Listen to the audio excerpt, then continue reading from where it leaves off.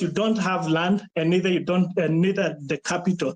Look at the political class. They have the lands, they have the capital.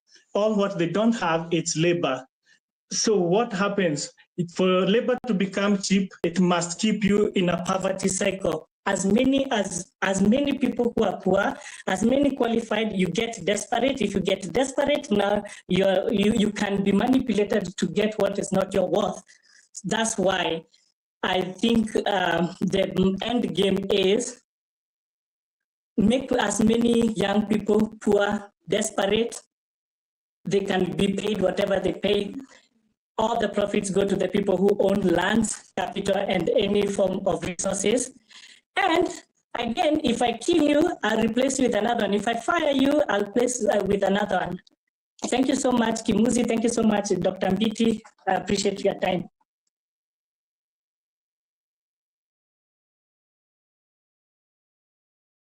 Kenya, Philly?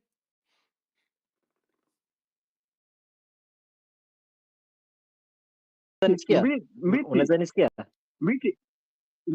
Yes, Kimuzi. Kindly balance the gender.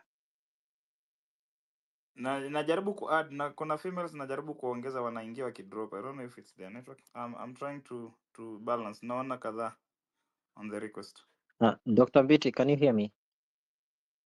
Yeah, go Okay, ahead. yeah. Go ahead. So thanks for the opportunity. What I wanted to start with is, when the ruling class rob the poor, it's called business. But when the poor fight back, it's called violence. It cannot be so that when we fight back, serikali ina behave the way it behaves, because for one, we have been killed, watu wengi wameuawa, watu 50, but why nini na to stop for us to respond back? And how do we respond? Kuna mse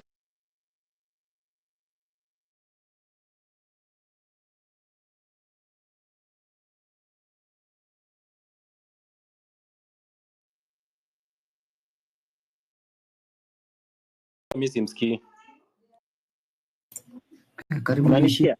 Unanisikia sasa hivi? Yeah, Sorry, maybe simu yangu ilizima screen, but anyways, nasema we should respond by Molotov cocktails. Hivyo tu ndio hii regime itasikia, because hatuwezi kaa kila siku tukisema tunashutiwa watu 50 wameuawa, na it's more than that, because serikali inakuja usiku kwa neighborhoods and shooting up neighborhoods. I mean, which government does this to its own people? And I would advise hata sisi, because watu wanaanza kuchoka, it should be aura for aura. Venye wanatuma, venye wanarusha risasi, pia sisi tunarusha na Molotov cocktails, because that is the only way hii serikali ita understand.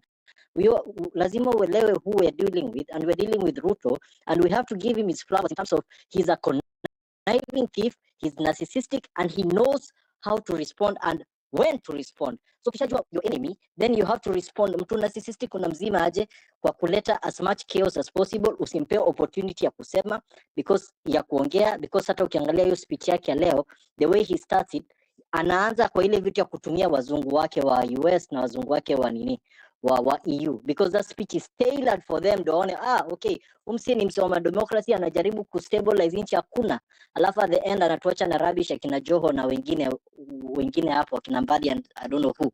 But now we have to respond as citizens in a way like this, because hii ni second revolution. Wacha ile kupigania sijui multipartyism. We have to know that this is the second revolution, and we have to take it to him kabisa. We have to take it to him. Venye ule Mr. J alisema, once the military is out, ni ngumu kurudishwa nyuma. Na how can we ensure that wamekaa out kila siku? Aturushi military any more cocktails, tunarushia Molotov cocktails ni wa polisi, because polisi ndio wametua. Ule msee amekuwa kishoot Rex na ameshoot hawa si wengine. The guy is still in duty bana. I mean, hatuwezi anza histo, tukienda to occupy stadium, atachapa tear gas, hauwezi kaa hapo ubreathe tear gas, utatoroka na atatu-disperse, divide and conquer. Hiyo ndio ilikuwa narrative yake ya Hustler versus Dynasty. Hiyo ilikuwa narrative yake ya kudivide tribal politics ya kudivide Mount Kenya so that our solidify baadaye, na hii ndio narrative anatumia kwa sisi, divide and conquer. We must not allow that kabisa kabisa kabisa. We have to answer aura for aura. Akituma risasi pia sisi tunajibu na Molotov cocktail yetu, because it's easy to make na tunaweza yeka kwa nyumba, na hiyo once hiyo ikitokea kwa hizi makampeni zake zenye anakimbia kila mali na hizi magari zake, akikimbia kitoka kanisani unampa yake, because it cannot be like such bana, it cannot be like such. Thank you guys.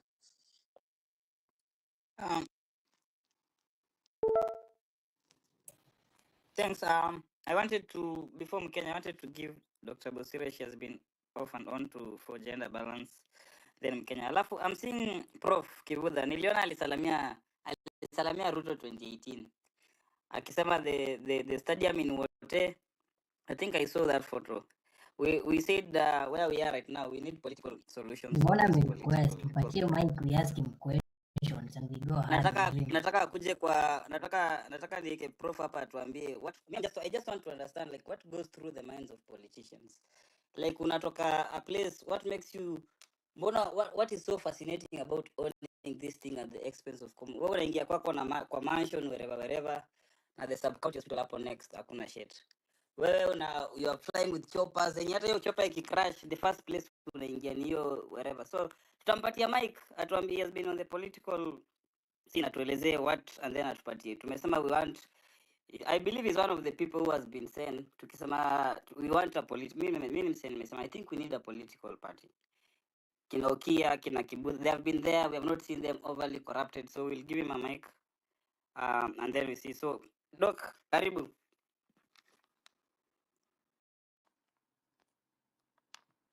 I don't know if Dr. Bosire ananisikia. Mkenya, you can go as you wait for Bosire, ni kama network or something. Oh, okay. Sawa. If there is another lady pia anaweza ongea tu before I speak. Kukue tuna that balance. So at the point yenye tumefika, there was something that was mentioned. Forget about following the black letter law.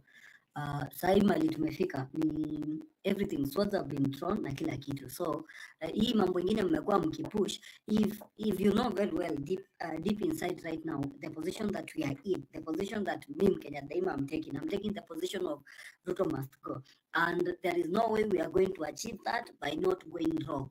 There is no way we are going to lie to us that about the judicial that is compromised, the legislature that is compromised, and we can't even talk about anything about the executive that we have at the moment. We have to go rogue. I'm in support of any move that involves now using the Molotovs and responding accordingly, because we have gotten to that point. Because now this point of strategically killing us so that we can be able to sell fear to us, it's not really going to work. So this idea yenye mtu kama unaweka kwa akili there is any dialogue, there is any political thing that is going to happen, we are not going to solve, because what we are going to do is creating another political class. Then this other political class that we think we are creating, it's going to be so compromised. Right now we have to bring all the systems down, then we rebuild them, and we realize that no amount, me hata sisikizangi Ruto siku hizi, I don't listen to Ruto hata a point nani siku hizi, I don't even give a fuck hata a point wacha hata even if Ruto takes my brother sahi amweke kama CS, I wouldn't even bother with it, because after listening to everything since this conversation started, we realize that those people are so compromised. Ruto cannot do anything else because it is the whole political class that is compromised. Because ukiangalia hizo pesa zote zenye zimekuwa zikikuliwa and the money that we are telling them we are not going to pay this as a country, it's already over 6.1. Hiyo over 6.1 ukiangalia imetumika kwa what? Imetumika ku bribe the judges and everything. So people likes of Uhuru Kenyatta and everyone, all those people are compromised. Let's come to people like Raila. When Raila went for the handshake, what do you think happened really there? It's the same money that was being eaten. Now let's even boil down to the rest of the things. So guys, forget about working with any political class at the moment. Hata wakina Kivudha Kibwana, these are not guys we can work with. Muulize time yenye aliintroduce mambo ya Okelo Nyomba Kandila, hiyo maziwa ilikuwa inatoka wapi? Maziwa inampakajwa inatolewa toka Mount Kenya sijui wapi, then inaletwa inaanza kuwekwa kwa to package. While I appreciate ile voice Kivudha anaweza leta, ile voice any other person anaweza leta, but believe you me, any political class sahi, it's nonsense if they did not improve the places that they were. Kivuta hizi kudanganya haku serve the people of the people of Makueni, ameserve the people of Makueni, but watu wa Makueni sahi wanateseka kama uko kwetu Sekuru and everything before you get it. It's nothing personal, it's just that we need to remain objective. Tushasema tunatoa Ruto, it is Ruto tunatoa. Na if we are going to toa Ruto, believe you me, we have to bring all the systems down. Hii mambo ya what will the lawyers say? Fuck you guys, what have the lawyers been saying when Kenyans are being killed? You see, the problem is one person is enough. One person is the number. Forget about that. You know, at huge massacre that's going to bring. One person is enough. Hii mambo ya kufuata the black letter law ishafika a stage where hatuwezi. You get hatuwezi. So guys, we have to go rogue. Na kina mama msifikiria ati they fought this war wakinini. No. And remember, right now at least kuna phones, kuna other means of communication. Hao watu walikuwa wanatumiana sijui mabarua sijui na huko mmoja kwa Nyandarua forest and the coordination was better. Let's work on coordination, because the coordination that we are supposed to work on is the coordination of going wrong. Kama kina madaktari kama kina Mbiti watatuletea ways of creating cyanide and everything, alafu wale watu wengine kama wenye wako kwa tech kina Mkenya Daima and the rest of the guys watatuletea we can be able to coordinate an offline conversation within the LoRa's and all the other tech. Then the other people, then evil, because we have to go wrong at this point. This is where it has gotten. Mambo ya kufuata law na nini, it's not working for us, because the more we are following the law, because guys, if you read The Prince by Niccolo Machiavelli, look at what he is doing. This is just prolonging the oppression. This what Ruto is doing now. It's uplifted. It's not even his strategy. It's uplifted from The Prince. You get whereby you prolong how you. This is mental and psychological exhaustion is happening with Ruto. Ruto doesn't give a fuck. I even wrote it in Kambia kina Murkomen mtuna Murkomen wamerudishwa. Do you think Ruto doesn't know? This is just fueling the anger and prolonging is going. You get Ruto knows he has to go, but in order to nini another tantrum. So that's why I don't even bother. My concern is how do we get Ruto out, and how we are going to get Ruto out is going wrong. Atuna any other option. Forget about to mask the words capping. You know what does the law say? This we need to form a political party because we need to play the political game. Apana, they are not playing any political game with that. These people. Prof, and then we go back to the implementer na MSIC. Nyamisa. Where? Then Irene, go.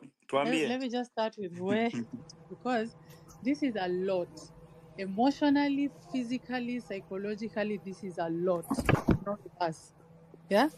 Watu wanaumia. Like, I hope if you are here and you are part of this government, I really hope that munasikizanga. Like, at this point, tunafeel ni kama there's kasoro kwa akili yenu, but we hope at some point kuna sense itaingia kwa akili yenu, because this cannot be it. Let me first start with chenye ilinileta hapa before nisahau.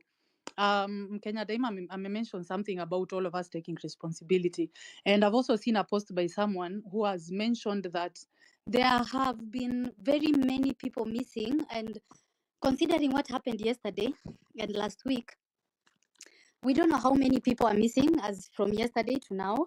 We need to find a way to keep tabs on these people. And someone has suggested that since last time we took too much time to try and follow up what happened in Githurai and all the other estates and Ongatarungai, maybe this time we should set up maybe a reporting center or something, somewhere central, maybe in Githurai, maybe somewhere. Mbiti, I don't know if this is something that can be workable, that we can come up with haraka so that in case there are any cases that are supposed to be reported, juu saa hizi ni kama tunajitegemea, yeah? Watu wengine wanaenda kwa police station nasikia hawapewi OB, people are desperate. So if we can do this, please tuharakishe, tufanye. I'm working with a group of about 12 techies. We are willing to put in the work. We've worked on creating a database for missing persons. I know other techies are also trying to do the same. I don't know how we can connect with each other so that we can collect all this data. You can check out Kumbi Trace. I'll leave it in the comments right now. It's called Kumbi Trace or Kumbi. You can follow Kumbi Trace on Twitter, or go to kumbitrace.ke.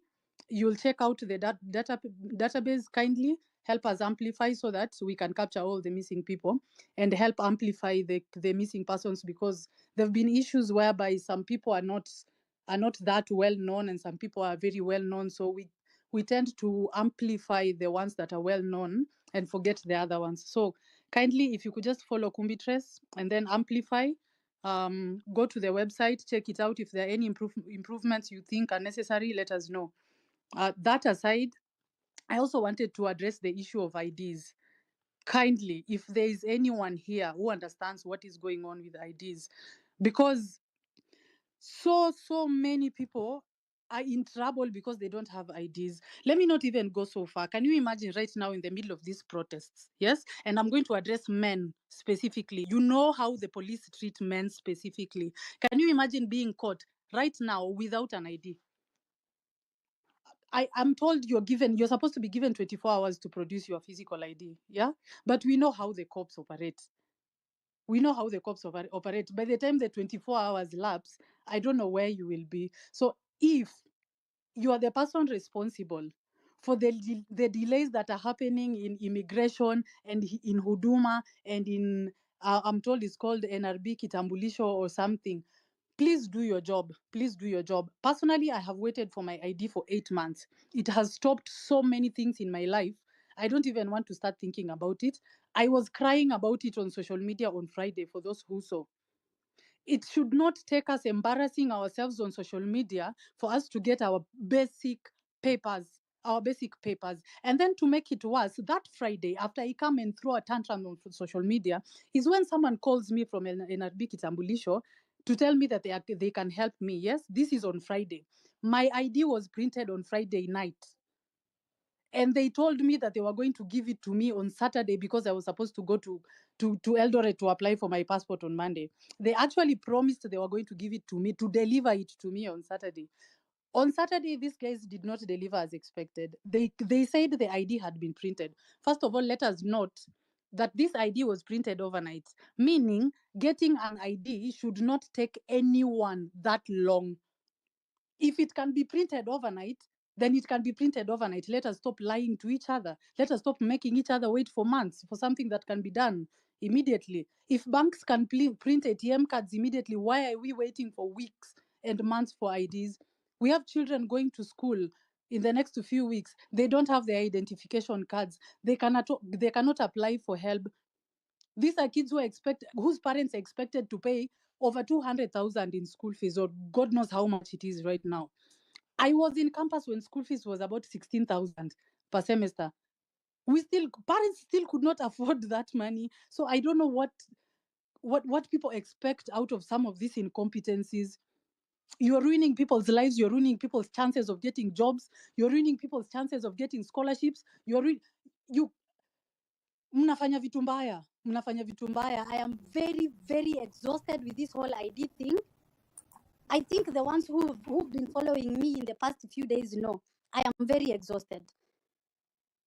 Please, if you are in that office and if you are that person that has been handling Huduma Center social media handles, do not promise things that you know you cannot deliver. If you come to my DMs and tell me to give you my location so that you can deliver my ID, that you have stayed for almost 8 months now before you told me that there was a problem with my ID. Do that. Do the delivery. In fact, I have been told over and over again that Huduma Center does not offer that service. Why? What is Posta Kenya doing? Posta Kenya right now is just a building sitting there. Yeah? As Kenyans, in fact, where we are as a country, we should be getting home deliveries. If banks can do it, Posta can do it. I don't understand it. So if you are the person responsible for that, or you know the person responsible for IDs, I know that Professor were trying to push for this. And the reason why this scares me even more is Huduma Center turned around and told me they don't deliver, so I should go and pick it up.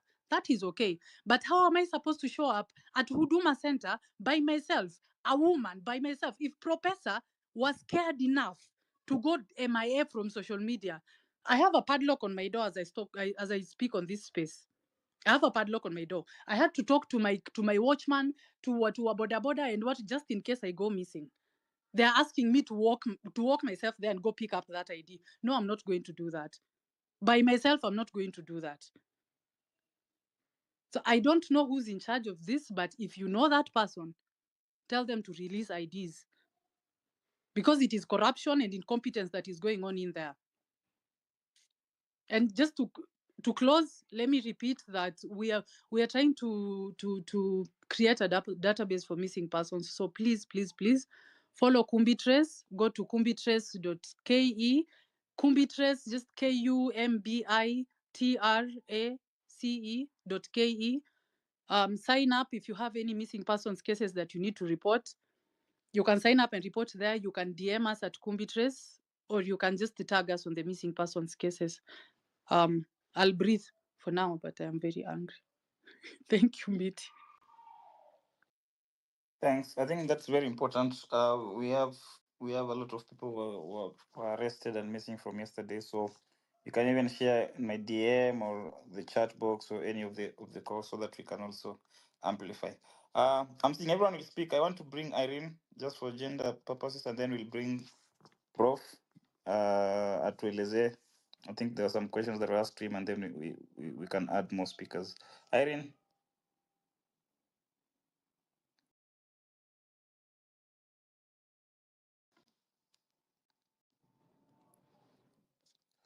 Okay.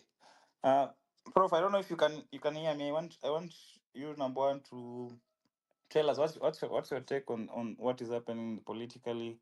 I think you are one of those people who have been there since when Kenya was fighting for multi-party.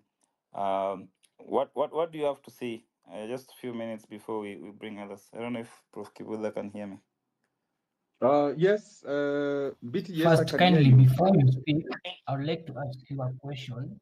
Before you speak, Prof, Okay. I would like to ask you a question. Are you here because hujapewa cheo mahali, ama you are here because you support the movement and believe in it? Yeah, and also just to add on that, I think what is your take on this movement?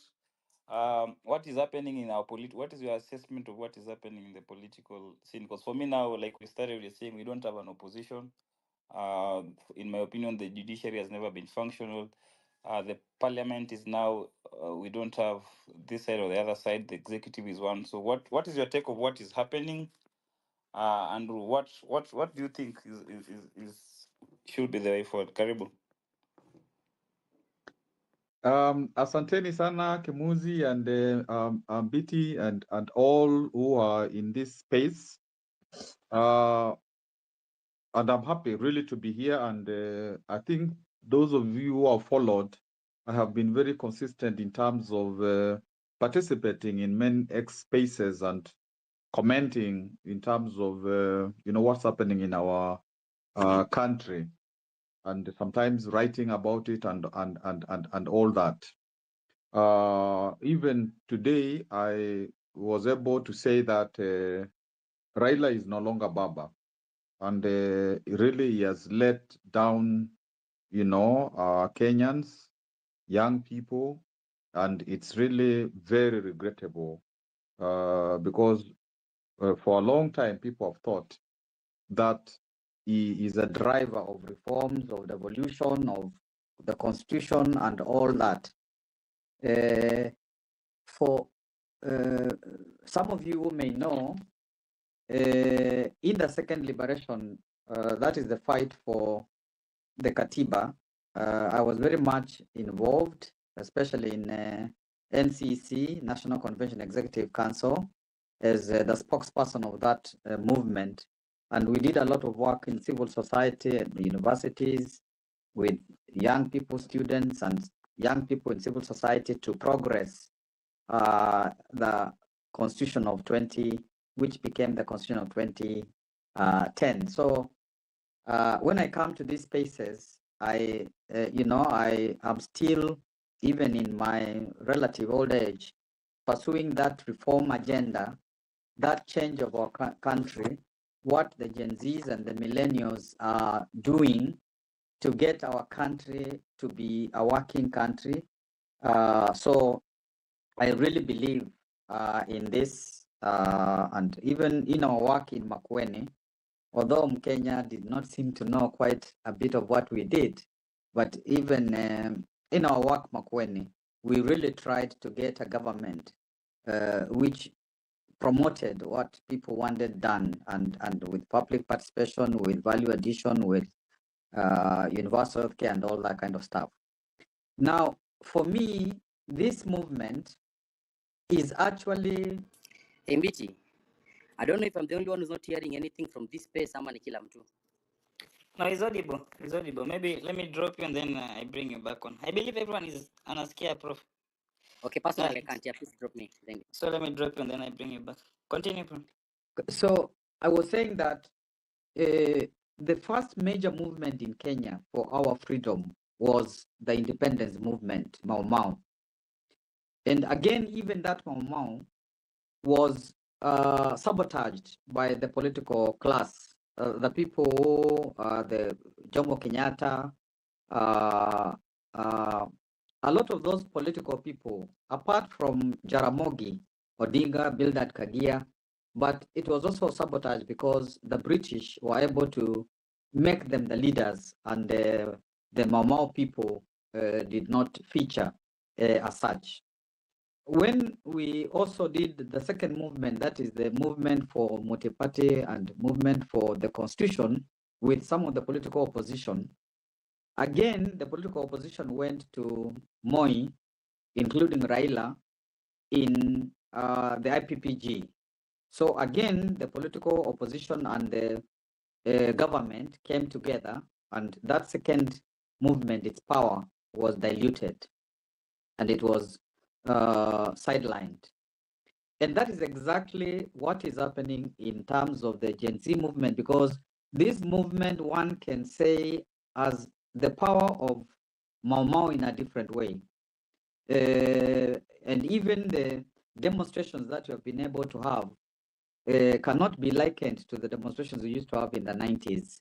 And your ability to use internet and all that, to use IT and all that, social media, and your way of organizing. So I believe in this movement. I am on record, and when I come to meetings and all that, like with John Allen Namu and places, because I can see that if we lose the power of this movement, it is likely that our country is going to go the ways of Sudan, the ways of South Sudan, the ways of these countries which have failed, including even a country like South Africa, which one didn't think that it could fail, but it is failing. And you have the opposition mad in corruption and in all those things, and not being able to deliver to the people. So the one thing that I want to say is your movement is very powerful, because if it wasn't, even with the losses and the deaths and all that and the brutality and all that, if it wasn't powerful, Ruto would not have invited Raila into the government. He would not have shared a government with anybody. So even the fact that he's been forced to share the government by people who are greedy means that he has felt the power of the movement. Of course, one thing that, and this has been said here, it is clear that whenever he was giving things which looked like concessions, they were not really concessions. Because whether it's the finance, withdrawal of the finance bill, Finance Act rather, then he signs the Appropriation Act so that the budget is being implemented as is. When he says that the cabinet, he has withdrawn people, most of them have come back, and we are not seeing quality in even the new ones, a lot of quality even in the new ones. So it is really a it's really a game. And he said, okay, you think you guys are smart, I'll show you, I really am very smart.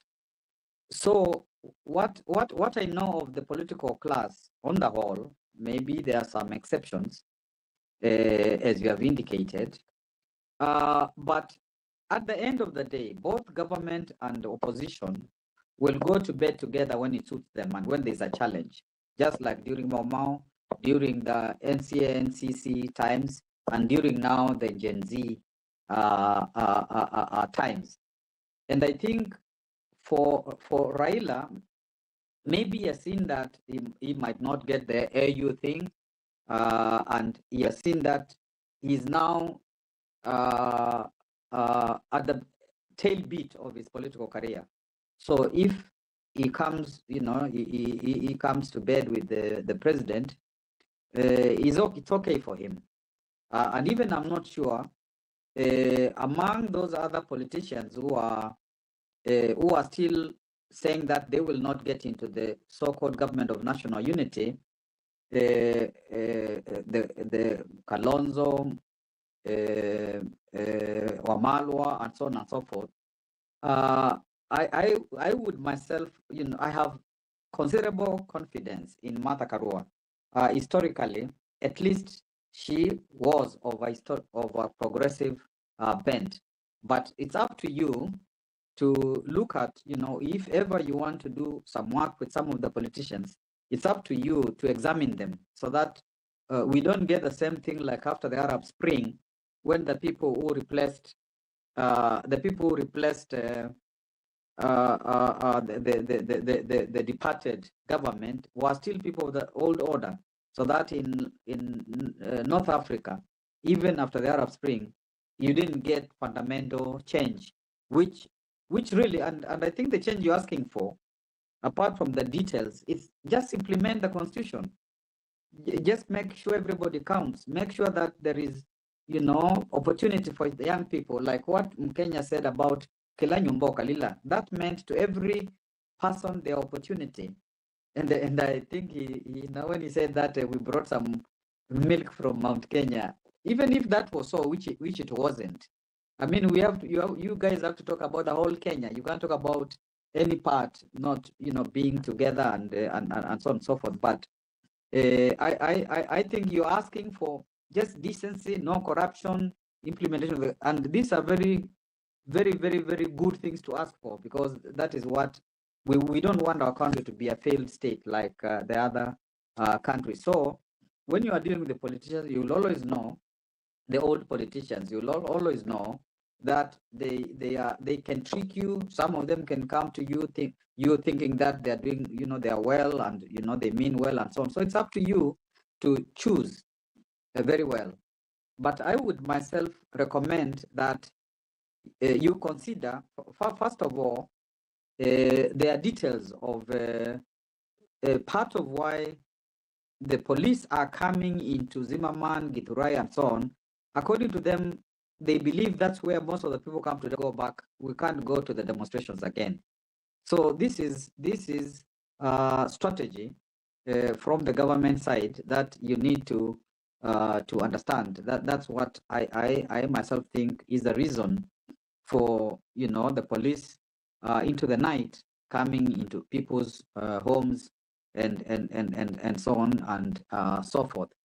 I think that even if you decide that you are going to have a political party or political parties, keep the movement intact so that there is a movement. And if you want a political expression, the political expression is different, so that the movement becomes the major thing.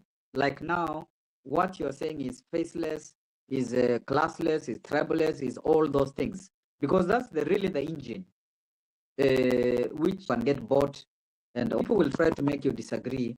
You come back to each other, you share notes and all that kind of stuff. And I like the fact that truly the leaderless bit, which people don't understand, is the fact that just like the Black Lives Matter movement, the Occupy Wall Street movement, there are movements where there is functional leadership. If there's a task to be done, people do that. Like now, what you're doing, some people do this. If people have to go and get taken to hospital, other people do that. If there's a concert, they will do that. That's the new way, like, some of the books are saying, in terms of how organization these days is happening. It's not the old thing where there is one person who is on top and, other people defer to them and all that kind of stuff. So it is a new way of organizing, and I think it is potent, and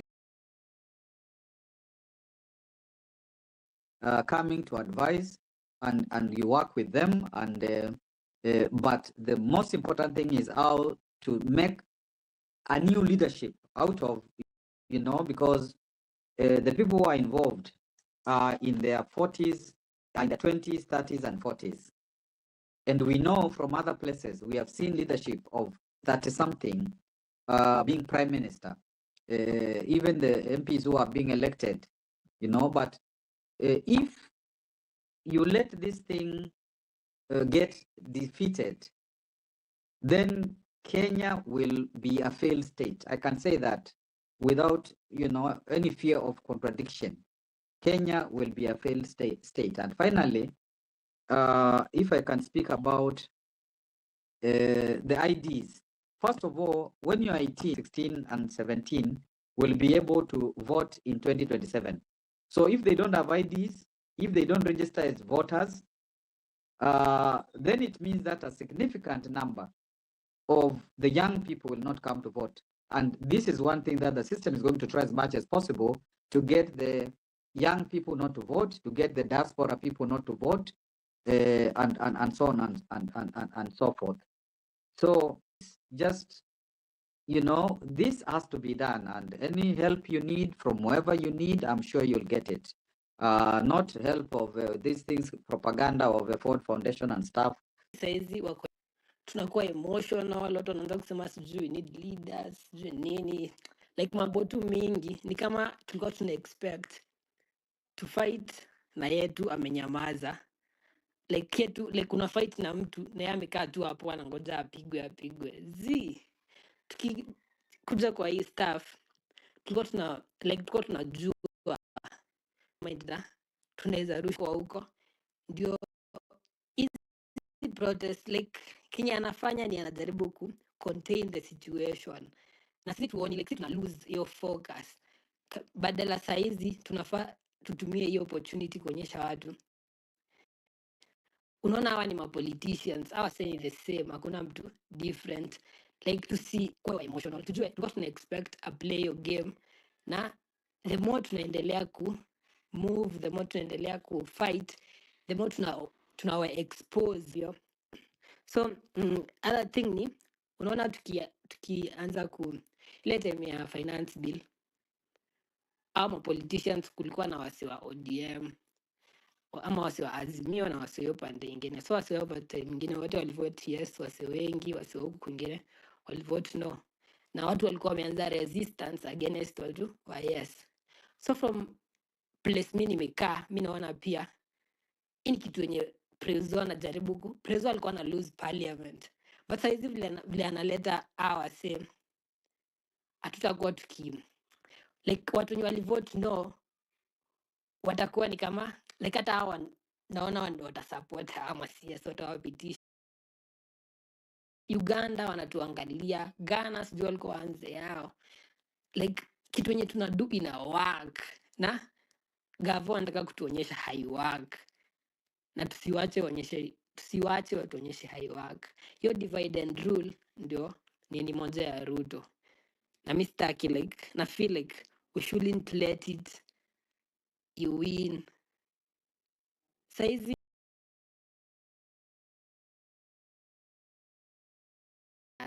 but tunafaa tu like to make sure tu kutoka saizi lines ziko straight, kila ya chance hayo ungekuwa CS aungekuja hapa kutuambia I know that. So as much as umepatia platform, it was a huge mistake, and whatever you said we rub it off, imeingia kwa masikio katoka kwa wengine.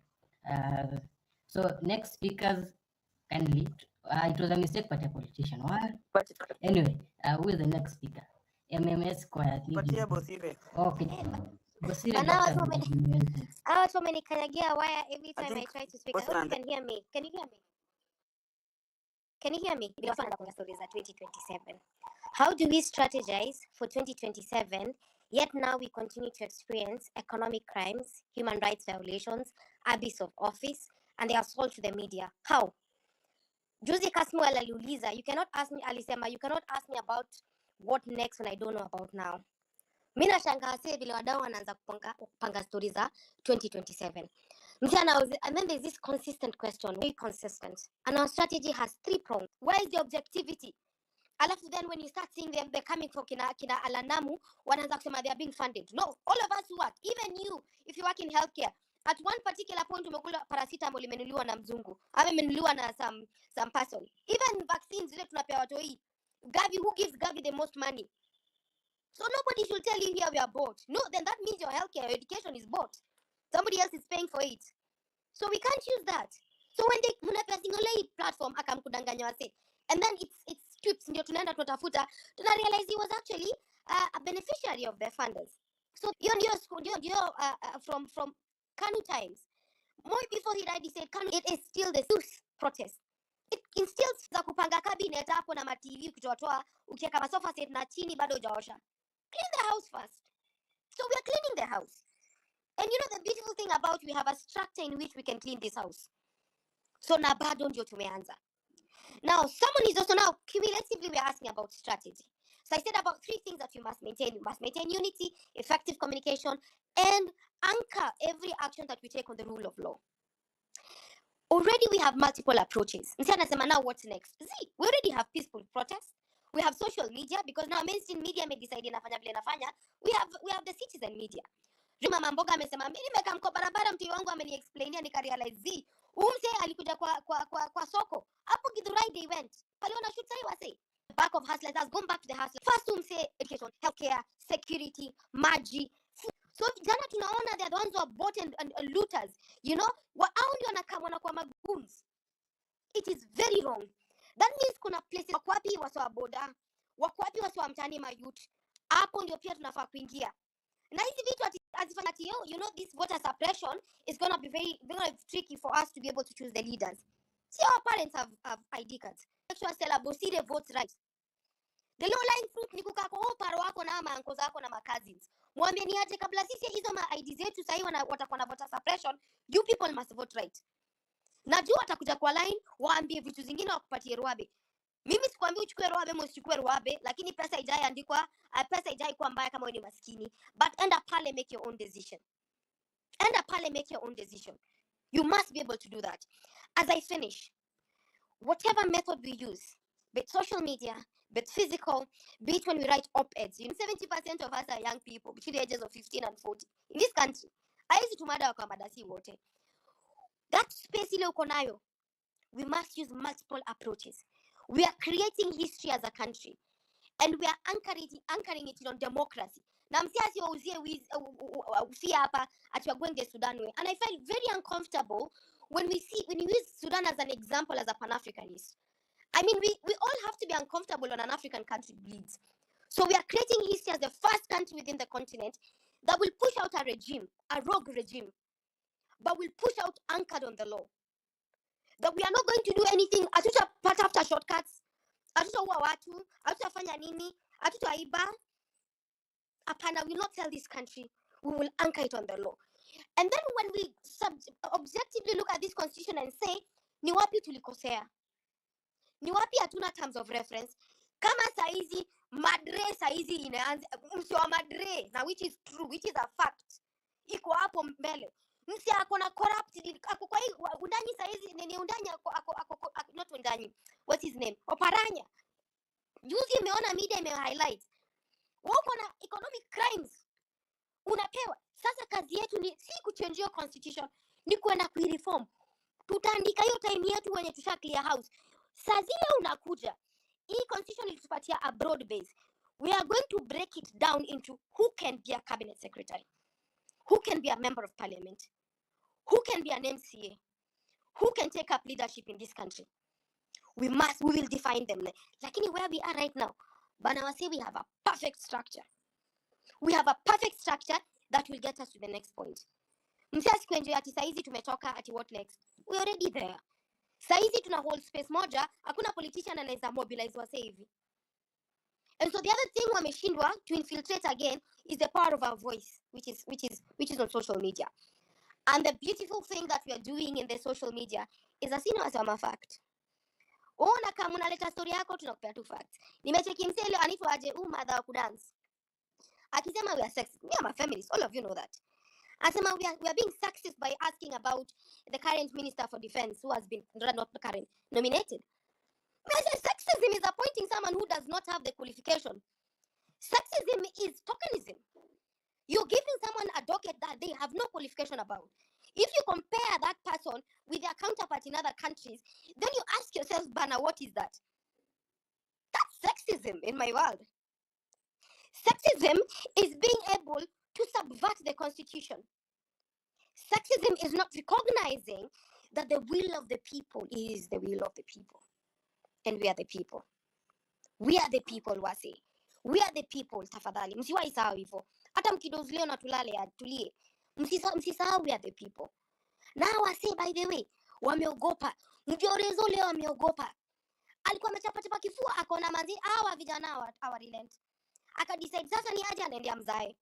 Leo nimeambia mzae point blank. Nikaambia mimi I've supported you.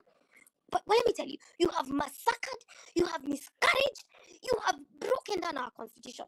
That's a legacy I'll remember you for. That's a legacy we'll remember him for. Hakuna story nyingine ati msasa ataanza kutuambia 1992, 19 fact that those years. It is how you finish. It is how you finish. And he's chosen to finish when 60 plus blood of our comrades is on the ground. When mothers are burying their children prematurely, hakuna mother, hakuna parent anataka mtoi wake. Every parent says, I want my child to bury me. But they've made mothers bury their own children. They've made fathers cry publicly. Buda Alex adilia. Anasema mke wangu amemandwa lakini atikuwa Karoli mshoot bado anatembea. Mama Eric alisema nini? Alisema Ruto, si una watoi. Never know peace. Msiogope kuongea. Msiogope. Penda ule comrade alisema we will die eventually. Mbiti na mimi we will die eventually. But the other way in which we have to ask ourselves, are we dying in dignity or are we dying without dignity? That's the thing. And so, by the way, we are already dying metaphorically. Sazilo unakama hapo unakosa mpaka za cabbage. Wewe landlord kila siku anakufungia na kifuli 3. Uwezi peleka watoi wako shule fiti ama uwezi pata kosa unataka. Uwezi access capital kwa mabanks kwa sababu pia wametook over banks. You can't do that. You cannot do that. And if you cannot do that, then fundamentally, you are already dead. Wewe unamkanga tu when you living dead. When you go, you are a ghost. Hakuna vile unaweza niambia ati we are trying to live, right? What are you living? Una live nini saa hizi?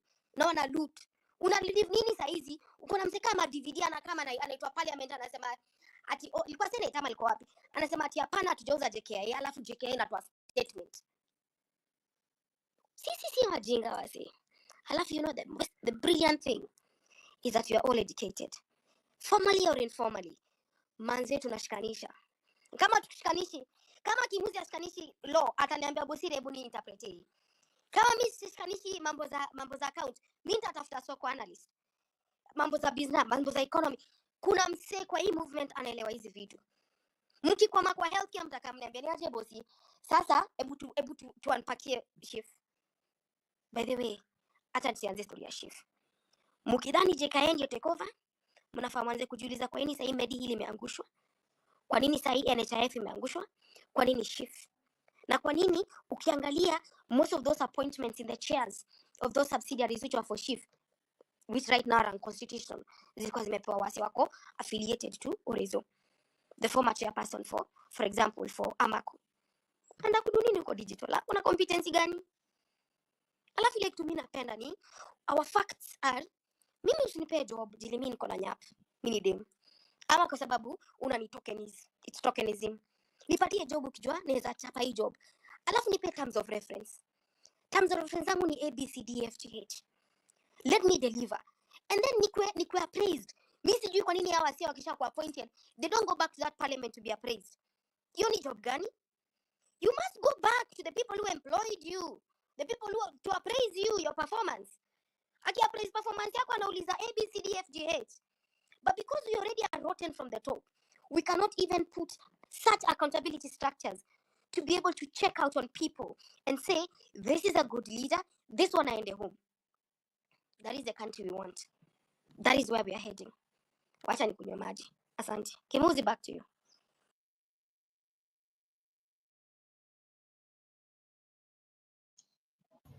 All right, thank you so much. Milan. So I'll give the next speakers in this order. Wamengoja sana. Milan.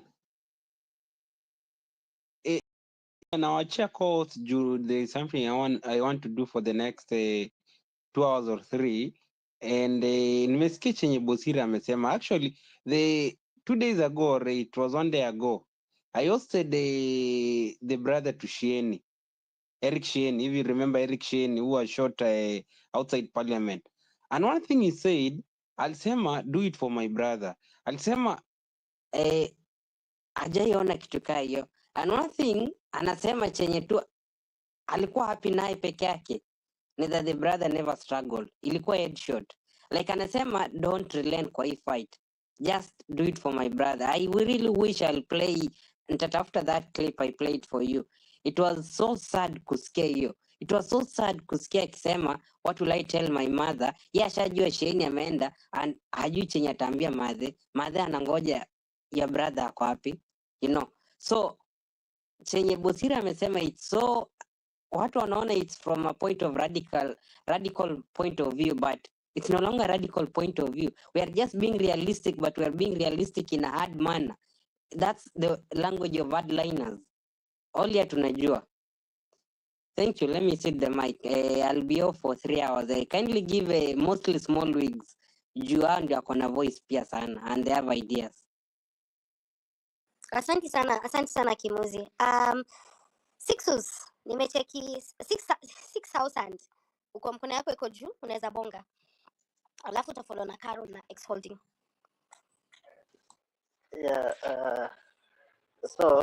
I want to say this. First of all, we'll win this war if we are able to see through the bullshit that is happening right in front of our eyes. So that is if we decide to filter what information we are consuming, and from who, when, why, and how. Why am I saying this? I had Shanky mention the likes of these content creators, social media, whatever. I was giving a good example of Caliph Cairo to a certain group, and I said Cairo went out to protest because there was a motor vehicle tax that was introduced, which was going to affect his business directly. Hawa watu wa TikTok walitoka because kulikuwa na some tax in digital content creation or something. So it angered them, and they left their houses to go out there and fight. And after the finance bill was brought, most of them walirudi their comfort zone.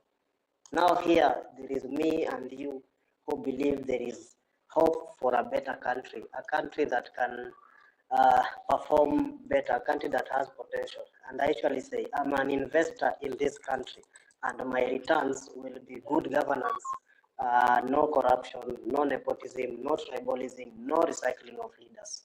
But we've been given an option to keep recycling leaders each and every time, and the political class is taking us for a ride. What do? We are not going to give up. We should wake up and go and fight. Personally, I'm not giving up. Yesterday, I was roughed up by goons along Outer Ring Road, kama nimeenda out from Andamano. Lost my specs, which I got today. And this war is not going to be won by one day. People who are now coming to give up, say, go get allies, go get what. When William Ruto realized that we do not have allies, he started purporting lies out there. Ford Foundation, whatever foundations, the opposition, they have cornered up to Uhuru Kenyatta, who doesn't even want to respond to them. And this is a point you should understand. This man is worried about whatever he's fighting. And the moment we decide to look for an ally, they will corner us. They'll go to those allies and they'll say, these are the people who are funding this movement. And the moment they get us to that point, it means we have lost. But if we stand strong and now face our big problem, and this goes to Kimuzi, this is our big problem. We are not uniting as a people on this app to go and project this information to the silent majority, to the majority of the people who have given up. There is something Professor said here, and I agreed with him. William Ruto was sending fear, and that's why he goes to Githurai Zimmerman. He's sending fear to these people because majority of those people, when who are talking 25th, they came from Thika Road. And akishaona hiyo mbogi ya Thika Road, when he kills that mbogi anaona ametuua. So he's sending fear so that people should not come out and say polisi wanaua. Now this makes us stronger. We should wake up. Kimuzi, go team up with all the possible people who have voices on this app, and we decide we will hold one major space. Pride tuweke kando. If it comes to this country, there is no pride. Kuna watu huku, they have a saying. Tuamke na tuseme now it's time to wake up and go liberate this country. It is high time we have to unite. Someone speaking, namsikia? Namsikia. It's high time we have to wake up. And the moment we wake up, that is when we will realize our full potential. Imagine Kenya will be hosting AFCON, yet we don't have a stadium. My friend Kowino said somewhere, Gor Mahia, 20-time KPL champions, they don't have a stadium in Kenya. Yet Simba have a very good stadium in Tanzania. We are playing our games in Malawi. And who do we have as somebody in charge of sports? Murkomen. Is that enough? No. Oparanya has only built a road that goes until to his mother's door in Western, where the mother sells changa, which is an illicit brew, a type of alcohol that is killing millions of Kenyans. Joho is a drug dealer. Let us not even start mentioning other people. We are not ready to take this bullshit. I'll tell all Kenyans right now, this is the time. Now is the time to wake up. Wake up from your sleep. You are not fighting for Kimuzi. You are not fighting for Bosire. You are not fighting for me. You are fighting for yourselves. And the moment you realize that you're fighting for yourself, that is when you'll get power. You'll get that energy to go out on those streets. Don't sleep. Hata hii maandamano tuache kufikiria that ni Tuesday peke yake. Tuamke basi tukamp tao. If William Ruto wants to kill all the 50 million of us, let him kill all of us. Let him come and kill all of us. Me personally, I'm not afraid to die. And I'm saying this. I'm responsible for the words that I'm saying here, William Ruto. I will mobilize many youths to make sure that they see through your lies. If we keep on listening to this guy, he's a strategist who knows how to play his cards. And I'll tell you right now, he's thinking about 2027, whereby he has killed the opposition. He will not have any strong opposition going to those elections. But we should stand up and give him a challenge that will take him home early in the morning. And we are not taking him home in 2027. Before this year ends, William Ruto should be on his knees when he's being prosecuted and being sent to Chimolate or committee or ICC. Because when we are done, we will go down to each and every corruption case that has happened in this country. When I wind up, I'll tell you, there is somebody who told me, I'm winding up and say this, there is somebody who told me in the morning, why won't we partner up with these newspapers so that we can print information yenye itafikia watu? And this is the case, this is the story he told me. Even Aden Duale himself doesn't know about this maandamano that much. His KPIs for June and July was GSU, the Kenyan army walistopisha maandamano Nairobi town. Why? Because the PS wanawafikishia information yenye si mbaya. The PS are on these places.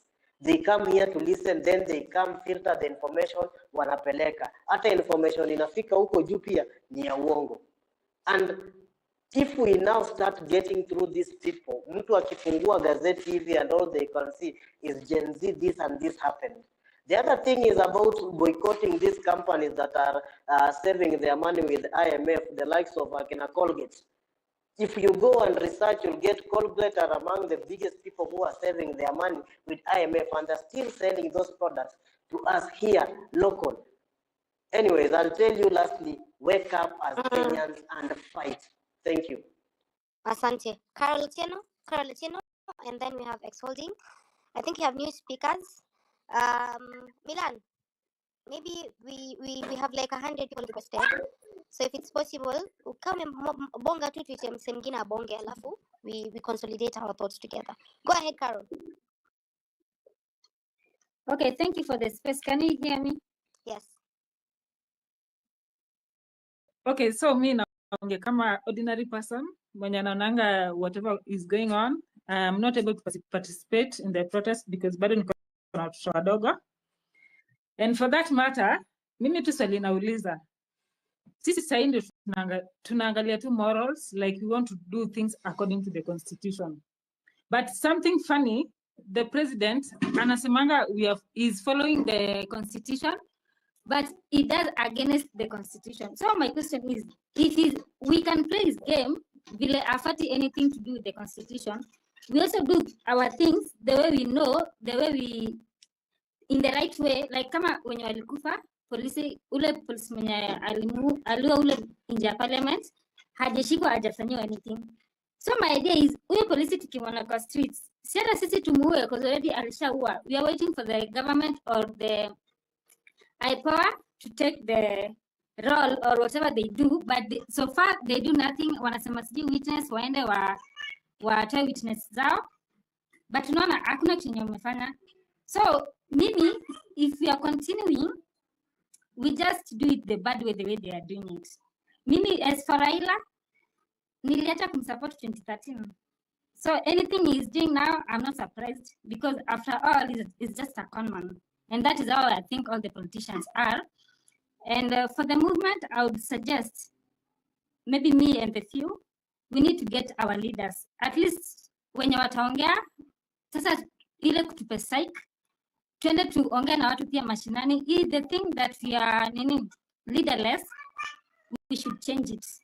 Yani, tuende tuongea na watu huko ushago. Mimi, I'm talking to my dad because yeye alikuwa anasupportingi Raila so much, but in our house, sahi hata wameweza kuchange kwa sababu I tell them Raila ana vie against Ruto, anasema Ruto ni mbaya, alafu Ruto akisha win, watu wamekufa kwa streets, anaenda anapewa Kenya anapewa, anatulia. So nyinyi mnangojea Raila aongelee, but hakuna kitu yeye atasema, juu ashapewa pesa, amenyamaza. Surprised, and that is him.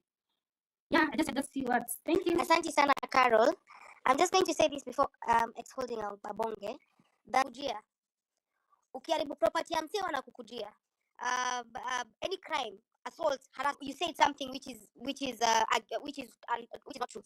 It is actually the burden of proof is not on you to prove yourself you say the right thing. No, the burden of proof is on them. So ukiambia msee kama sisi magazetini parliament wase wamepelekwa kaambia wewe ni mzee wa madre, wewe uko na kesi ya crime, economic crimes ziko hapo mbele, wewe utaambia tu magistrate ama judge, but these are things which are facts.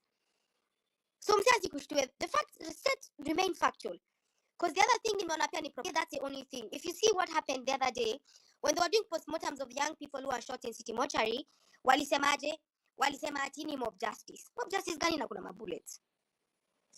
So hapo tu Karo ndio mimi naweza kukusihi tu. Hapo tu kwa aura ya crime tuweke nje. Lakini I love is trying to find tribe that man. Now, if you come, the leadership we have here is one. Unity, as the Daktari had said earlier. That's the leadership we have. We have no direct person, because even then if we have to get those ones, it's easy for them to target and not really kill them or what. Just give them jobs. The politician you had put here earlier. The only thing is against Raila because he did not get a chance to get a position. So yes, those people will be bought. Even if we have Daktari today, next given some seat in the government, the leadership goes. So we are left with nobody. We start recruiting again. So let's just stay with the way we are. It makes us easy to distance ourselves from those who will join the government at any point of this fight. So leadership thing, I don't know why it's a topic now. I don't know why it's a topic, and because there's been one of the things successful. They first came to us, then went to Raila. The reason why they went to Raila because they didn't have no leader. So Raila was coming in the sense to control as somebody has said, to make the demonstration, to lower the numbers of people on the streets. So no leader thing, please let me be our topic. Now, the second thing, for Raila thing, it's sad, but it has happened. And please, as I had spoken earlier, let's just know one thing. Any politician, the only reason why they're going to be on our side, the very politician that some of them one day voted no and was loud against no, but now is in government, or rather is going to be in government. I know Parliament is united, so it's going to go through, the vetting will be through. So please, anything politician, let them be away. Even they can come, they can join maybe in the street. You cannot lock them at home, but let them not identify as if they are the leaders. If they have something to share information online, we'll retweet, we'll read, extract what we have from that, from whatever they have shared, use it, and confirm with other sources, use it. We have a lot of brains in different fields, but I don't think Ibuda is the only sole person with something. No, honestly. And I know some of you even related to the very politician you're talking about. You can extract that from them and share it maybe directly or anonymously. So please, the politician thing, leadership thing, let that thing of the past, let it be gone. My concern, as I was asking earlier, just one. This thing of the long game, honestly, CG 2027, CG parliamentary, CG recall, that is pure bullshit. It's not going to work. So the only weapon you have, you can talk the whole day, taking time off Mandamana and everything. But the only thing that will work as I speak today is constant daily protest from 7 a.m. to 5, or is it 6? The time for, as per the constitution, 6 or 6:30, somewhere there, daytime that is. And then you wake up tomorrow again, you start the same thing in a quiet, peaceful way. You can sit. You don't even have to go to town. For me, I live in these lands. I can decide to either block, sit on the road, the Go Road, or even this other highway, the outer ring. It will still function. Let everybody get inconvenienced, pass a message, also denying the government, the county government, and the government at large money to steal. You know, if you can do that one between now and vetting, even the MPs at Parliament will see, this, as they call us, these Gen Zs or these kids, they're still on this game and they're really, really serious. But if by the time they're vetting, things are quiet to plan one day more, they'll just do their thing on a Tuesday. If we go to them on a Monday, on a Tuesday, they can do their thing on Tuesday, on Monday, and then on Wednesday, and then on Friday. The days they're not in the street, and be successful. But if by the time they're going to do the vetting, the first person goes to Parliament, it is still hard, it is tough. They have to hire lorries of security, have come to find their way into the Parliament. So you have to decide. And the best time to decide now, between now and the vetting period. They'll know, even those MP that we know they're going to pass that one, but they'll do that one knowing very well these people are watching and they're still mad for the things that Ruto have brought back, and we must stop it. So please, Ingene planned demonstrations Thursday, tomorrow, we rest on weekend. Ruto goes to church, goes to church at his background. We know how the background works, and then get the support, go back to State House. Then no, we can't allow that. So we have to decide. We have to decide now. Is Ingine story mingi, what will happen, what GID is an important thing. But then, as per the constitution is, the ID, even if it will come, is only the war that you're going to put forward that will make even those specific system work. The one thing that will make those ID get released, only if you put effort. Other than that, it will not work. Because, okay, fine, we have ID. We now have to wait up to 2027. So please, it's a very important thing, but the game now, one goal is root out constant devils. Asante sana Isolde. Wacha nijitetee kiasi. Mimi nikipewa job ya gava, if I don't align, I don't. And people know. When Sonko appointed me to be CC for health, I said, fuck no. I'm not going to allow to a government that does not value integrity, transparency. Actually, there's an article that was written around that. Kulikuwa na nepotism and a lot of abuse of office. I can't. And so that means that, and that's why I keep saying, this country does not have a vacuum of leaders. Sisi wote tumekaa hapa ni ma leaders. So there are multiple ways in which we can lead. I said I will serve Kenyans in multiple ways, in my voice, in my activism, in my professional space, and I have. So msi asikudanganya hapa ati lazima kuna the old people who are working because they know the government well. No, that structure is very easy to understand. Cherry McKenna, to you. Okay, thank you so much for the mic. I just want to start with what I think is the priority and what I think we should not forget, because even the timeline has already started changing. And knowing Ruto and knowing the criminal that he is, we should recognize the games that he plays with us. Him bringing back the CSAs, he knows that will change the conversation. But we know what happened yesterday in Zimmerman, in Githurai, and we know what has been happening in Kwari. And we must not move on from that. When Mkenya Daima spoke, I was very, very impressed because I really relate to that. And even though a few of you have like not agreed entirely with it, me, Mkenya Daima, I'm fully behind you. This government has gone completely rogue, and it's time we realize who we are dealing with. We don't have to turn into goons, but we have to protect ourselves. These people have made it impossible for us to protest peacefully. They have made it impossible. We are dealing with people who are abducting us without number plates, without police uniform. We don't have weapons. You're seeing people being beaten up and the only thing they're holding is a flag. That is insane. We're seeing people, jana that video of Sijui, someone trying to enter their house, wanna scream, wanalia, please don't shoot me. Nifungulieni mlango, these people want to shoot me, and they still shot him. These are the people we are dealing with. It's time we protected ourselves. And so it's time we also realized that we're dealing with a criminal at the presidency. And I know some of his goons are here also. And it's time, you guys, the 10,000 plus of you that are here, that we realize that we're dealing with a criminal at the presidency. That man is a criminal. I won't even sanitize or sijui nini my words. So knowing what we know, we have to move forward accordingly. And I like what, I don't know who it was, one of the hosts said, usikuje tu hapa utuambie, we have to strategize, we have to strategize, we have to strategize. Tell us what are the strategies. And one of my suggestions for a strategy, for the strategies we can employ moving forward, is we have to have a clear agenda. By now, we know Ruto must go is the main message, but it's like there's so many people who are not confident about pushing that as the main thing. And when we say Ruto must go, guys, you have to realize we're saying Ruto must go. Ruto must leave office. Ruto and Gachagua must leave office. And for 60 days, the speaker takes over and that the election is done. Article 146 of the Constitution provides for that. So when we say Ruto must go, we are saying Ruto himself and Gachagua must go. Not a cabinet. Because you guys have realized this rot is at the head. There's nothing Ruto will do right now that will change. Even he cannot bring, do you know how much do you know how shameless you have to be to bring in the same CSs you fired? It's like he's looking at these Kenyans and he's not moved by these protests. He's not moved by any of these things. He's not even scared. That's the statement he sent out by bringing back these CSs. So the first strategy I would suggest is we have to have a clear agenda and push that agenda. As at now, there's no other thing I'm pushing. Hakuna could dissolve CSs. Ruto must go. That's the message. And the rot is at the head and he must go.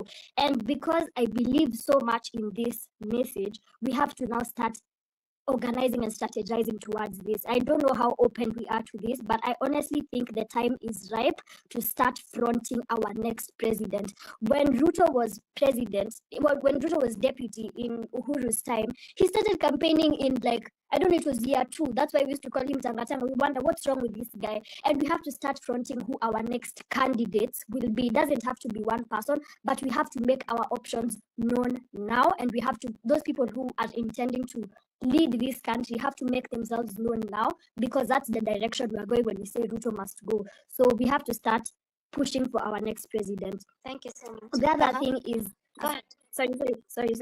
I'm gonna hide. The other thing is, I'm seeing John Allen here, and man, just take this message to the other media. I know you're not mainstream, but they need to get serious. But even if they don't, the 10,000 of us here, the other strategy is deplatforming mainstream media and creating our own media. If it means creating our own YouTube, our own Twitter, our own TikTok, and just pushing that because on TikTok already it works well because citizen journalism exists there. It's just that everyone is on their own. But if we can have one page where all these videos are put regarding the country, then it would work really well, and then any money generated from those accounts go to our own causes as a country and things like that. That would work in our favor, because we've seen the media is not on our side. Sorry to say, but that's the truth. We have to accept it, and now we are on our own. We are the media, we have accounts, and the people with influential platforms need to really rally behind us. And then finally, we have to deplatform the people who are our enemies. Earlier today, I know Kimuzi said he left and he's not here, but one of the hosts maybe could just I don't know, tell him. But earlier today he tweeted something in the lines of like, Kina Cairo, we don't have to boycott them, and we can just like deplatform them. And I disagree with that, because we have to treat this thing with the seriousness that it deserves. The Kina Cairo are not just, it's not just opinions.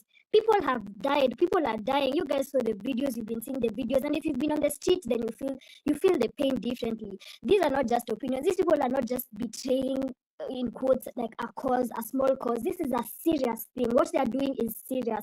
And so I want to urge anyone here who wants to boycott their businesses to do so. What they are doing is beyond betrayal. And if you want to go beyond deplatforming them and boycott their businesses, you are fully justified to do so. And I know I said this is the last thing, but the other thing is, this thing is leaderless, but it doesn't mean that no one is a leader. It means everyone is a leader. So this thing of saying or tweeting, somebody should like make what somebody, the other day I saw someone tweeted, somebody should create an account for like the missing persons. And I tweeted and replied, why don't you do it? Because even me, I'm not a graphic designer, but I started making posters just for the missing people. Like, there are things that we can do. We don't have to outsource courage from, because even Kina Hanifa, they're exhausted, they can't do everything. All of us have to pull our own weight. So yeah, that's all I'll say. Thank you so much for giving me the mic, and let's not cower. That we all have a role to play, you know. But I also want to appreciate right now the ICT. My God, Yani ChatGPT, my people from outside the country, like you Kenyans are ahead. You've utilized technology, you've utilized social media, you've utilized the press. Every single space that you've gotten, you've utilized. Mainstream media has been ish with us. But I will say this, that the 40 states is still bound to be very impartial and independent. Where they are not independent, we call them out. Where they fault, we call them out. But these stories have to be seen. These stories rather have to be heard and seen everywhere. You know, our organizing has to be felt. Let me give an opportunity to the implementer, Karani. Hello guys, you can hear me? Yes. Okay. A lot of vitu mingi by the way zimesemwa, and one and foremost, mimi wanasema, I've spoken in several spaces and I say, under the right circumstance, hakuna politician mzuri. So I want to actually desist your idea, could platform your idea totally to start imposing people on us. People who have been in government na wamepatikana na scandals. So I'm calling out Kivude Kibwana because the Attorney General, the Auditor General's report on the said county and alikuwa na lead in Makueni is not very clean during the time when he was governor. So there's no need for you kuanza kwati tunakuwa lenient at any politician. There's no politician who is our friend. Inafaa tujue hivyo, by the way. Let's begin from there. There is no politician who is our friend. Na kitu ya pili, even though you are not fronting violence, nasema the law will punish. Since hii maandamano ianze, mmeona any person, any Supreme Court judge akikuja forward, acha hata niseme tu Martha Koome mwenyewe, ule the hot air konosia, mmeona akikuja to criticize and to say the rule of law will take effect. No. Squeezy, look at people like Didmas Baraza. Didmas Baraza, with a murder case on his hands, evidence iko hapo all along, he cannot be prosecuted. Ako hapo trying to sell us fear, and right now tunampatia platform. Why? What I've discovered about politicians in Kenya ni ya kwamba the government must have that on you kukuappoint so that they blackmail you. Going forward, hapa mbeleni, what if we change the constitution and development equal very separate na leadership, whereby even when the government is in office or not, development itaendelea. We've seen it in the UK, we've seen it in countries like Israel and the US, whether president ako in office or not, development bado inaendelea na iko very independent of politicians. But politician wetu manze wamechukua hiyo pesa za development, CDF and everything, weaponize. This guy called Musalia Mudavadi, I come from where he comes from. the road that leads to his own compound, huwezi pita na gari yenye iko na haina ground clearance. The guy anakuja na chopper every other morning. When anataka kuja home anashuka in Mululu Primary, anachukua chopper back home. The road yenye inapita huko kwake iko impassable. Like, I really think going forward in a part to every politician to account. I'm not for the idea to anarchy and things like those, but your time when you are putting the business under pressure, it was working. Now, watu wote wenye who been appointed, I like to be the bearer of bad news. Watu watakuwa approved without anything, all of them. So what do we do going forward? Mimi, by the way, I advocate violence for violence. Sababu people wamekuwa very peaceful. People have been peaceful. Watu wako tu na flag and things like those, and they are still getting punished. Unashikwa. I have a friend who was arrested akiprotest your day at 25th of June. They were relayed in Kibra law courts. I think the guy lives in Kawangware. Walisema he was carrying a dangerous weapon. They don't even mention the weapon. The guy amekuwa industrial all along. We've been trying to release him on bond until it was, I think, on Thursday when we managed to get him out. So you hata wewe ukienda the right way, I want you to know the government wants you to go the right way. It is not playing fair. If they are not playing fair, why are we playing fair? Mbona hii maandamano isikuwe every other day? Because where we are right now, like the government will not be defeated where we are right now if tutaanza kukua lenient. Atunasema wanapigana mawe ati sisi tusipigane mawe. Like, no, time for democracy for me, I really believe it's over. Return fire with fire. Ibo too, that is all I'll say. Do what you have to do to protect yourself, because ukilia, no one is listening to you. You still die anyway. So that is me, and that is my submission. Troy, I want to tell you a fact. And the fact is that the prison infrastructure system was built for men, young men like you in this country. It's a young men who overpopulate the prison system. It's a young men who people are profiting on in terms of the tenders they're getting to maintain the prison. It's a young man like your friend alishikwa on some inflated, bogus charges, which of course, if a good magistrate or judge is to listen to that case, following your evidence, atamwachilia. It's a young man like huyo, wanajua, especially the ones from the poor community, wanajua hawezi afford kulipa bail. Kwa sababu hawezi afford kulipa bail, akutakuwa katawamasi. And so we will use this criminal justice system to be able to punish them and instill fear in them. That's what they're doing. And that's a place that they are shooting us to. If we want this country to move ahead, if we want to change our laws, we have an opportunity to do that. We find that there are these laws, we have to do away with them. We do away with them. But we must understand that the number of young men who are dying and impoverishing in the prison system are so many. And so we cannot turn them on their dishes like that. And that's why I really loved LSK. LSK has come out, has followed the law, has cornered them on the law, and that's why they are releasing people on even a zero bail. If it did not stand on the rule of law, then it becomes very different. So we must choose a path. Is it a path to constitutionalism, where we say, kwa nini bibi ya mtu ako na budget? Kwa nini magari mnanunua ovyo ovyo, mna repair manyumba? Kwa nini watu wanapewa appointments and they don't qualify? Why is it that we have economic crimes which are not being persecuted all the way to the end? Why isn't EACC doing its own job? Why is DPP coming every day and telling us we don't have evidence like they did yesterday? That is a rule of law. If we want the other side, which is a very dangerous side, is that we will give them. And even right now, you will see a lot of the times when the law acts for it favors them, watakimbilia waseme, section XYZ. And you saw even when the IG for National Police Service was releasing that statement on the freedom to anchoring on the freedom of assembly and protest. Alieka, he quoted the law, and so they use the law when it favors them, and so we must call them out on that. Doc, I think also the reason why you hear people getting angry is because even as much as we are trying to pursue the law, unaona kuna watu wanashikwa na wakireleasiwa, people are being abducted. I won't use the term arrested. People are being abducted and then they are being released without charges, and this thing goes unspoken about. I mean, this is unlawful. So people are getting angry because it's becoming a government it's like a bad behavior they are doing and no one is watching over them, so this thing is angering people, so that's why unasikia watu wakiongea hivi. So I don't know if we have lawyers who can help us, because it's also coming. See, the process of law is becoming unbearable for most of us. Watu hawezi shika mtu and then you release them without any charges, and then there's no consequences for you. You see, so it's like they have more power than we do. So wase pia wana jump juu ya hizo story. Then something I wanted to clarify. There are so many requests, and I think even on my end they are hanging. So those who are requesting and DMing me that I add, kindly know that we are trying our best. It's hanging on my end slightly, but be assured that you'll have an opportunity to speak. Sawa sawa. Asante sana Davis, and I totally hear you. I totally hear around the place of anger kabisa, cause mimi yenyewe wakishutu mtoi wangu naweza guruka kabisa.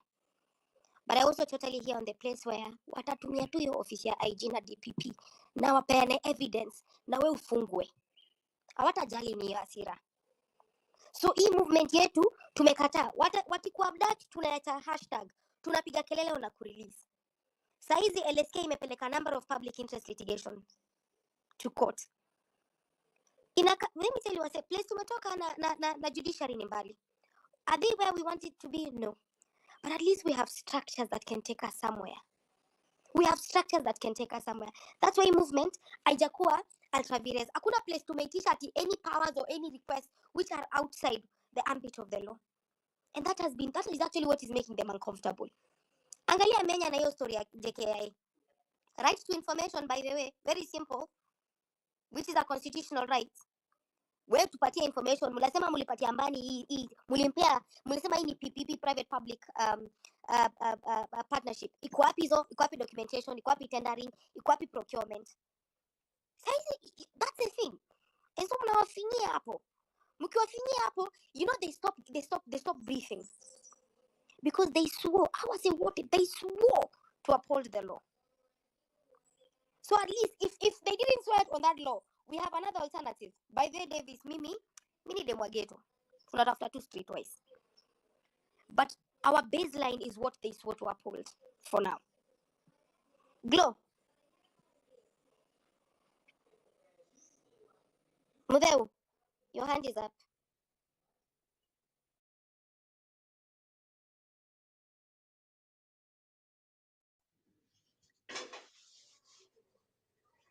I don't think Mudeu, can you hear us?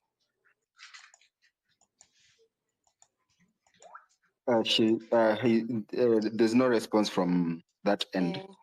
Flinch, and then Jamila. Oh, guys, niaje? I think what I'd like to say ni hii kitu tunaendelea kupush na don't give up yet.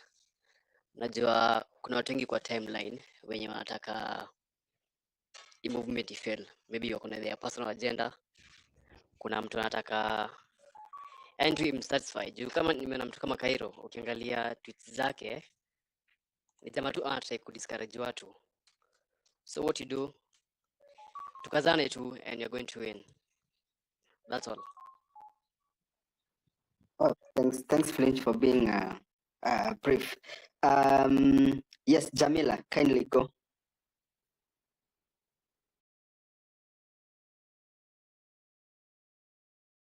Jamila, your hand is up. Okay, we'll have Cynthia speak. Cynthia?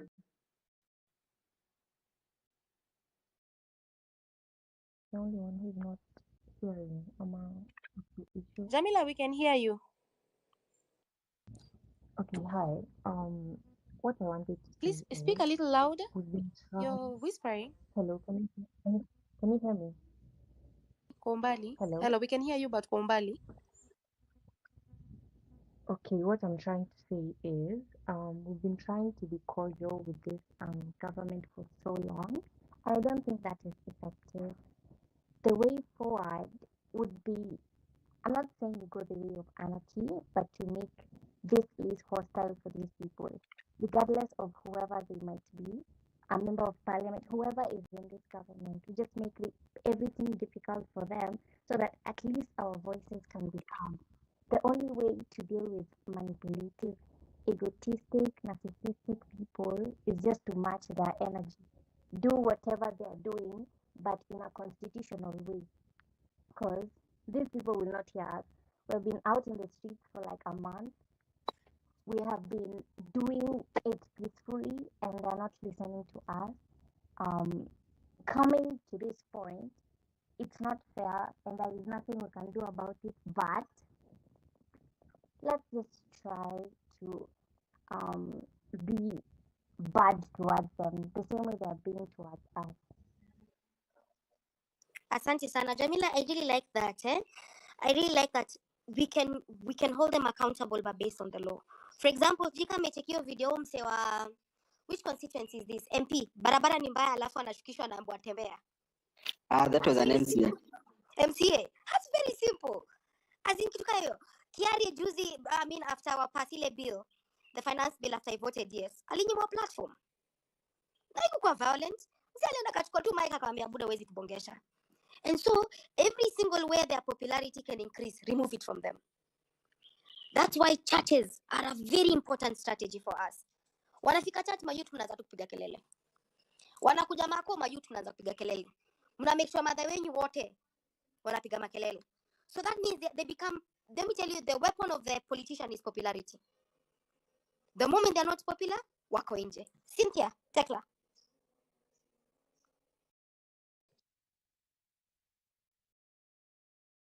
Cynthia? Yeah, I'm here. Chenye nilikuwa nataka kusema ni clearly we can see that we are dealing with a government that doesn't care. On Tuesday watu wamekuwa maandamano, on Wednesday Ruto announces people that we do not want. So clearly, as much as our protests are working, kuna message yenye bado hatujafikisha. We need people to organize ourselves. Kuna watu wenye ni IT experts hapa Kenya. Organize something, mimi sijui venye zinaitwa na those IT terms, but a bullying, cyberbullying something to those government like leaders. Wasipofanya chenye tunataka, shukisha down their account. Mtu akipost kitu, let it not get any attention. No likes, no comments, nothing. Let's paralyze them. And then kama kitu kama protests, we need population. Tunataka tukienda demonstrate, tunaenda wote.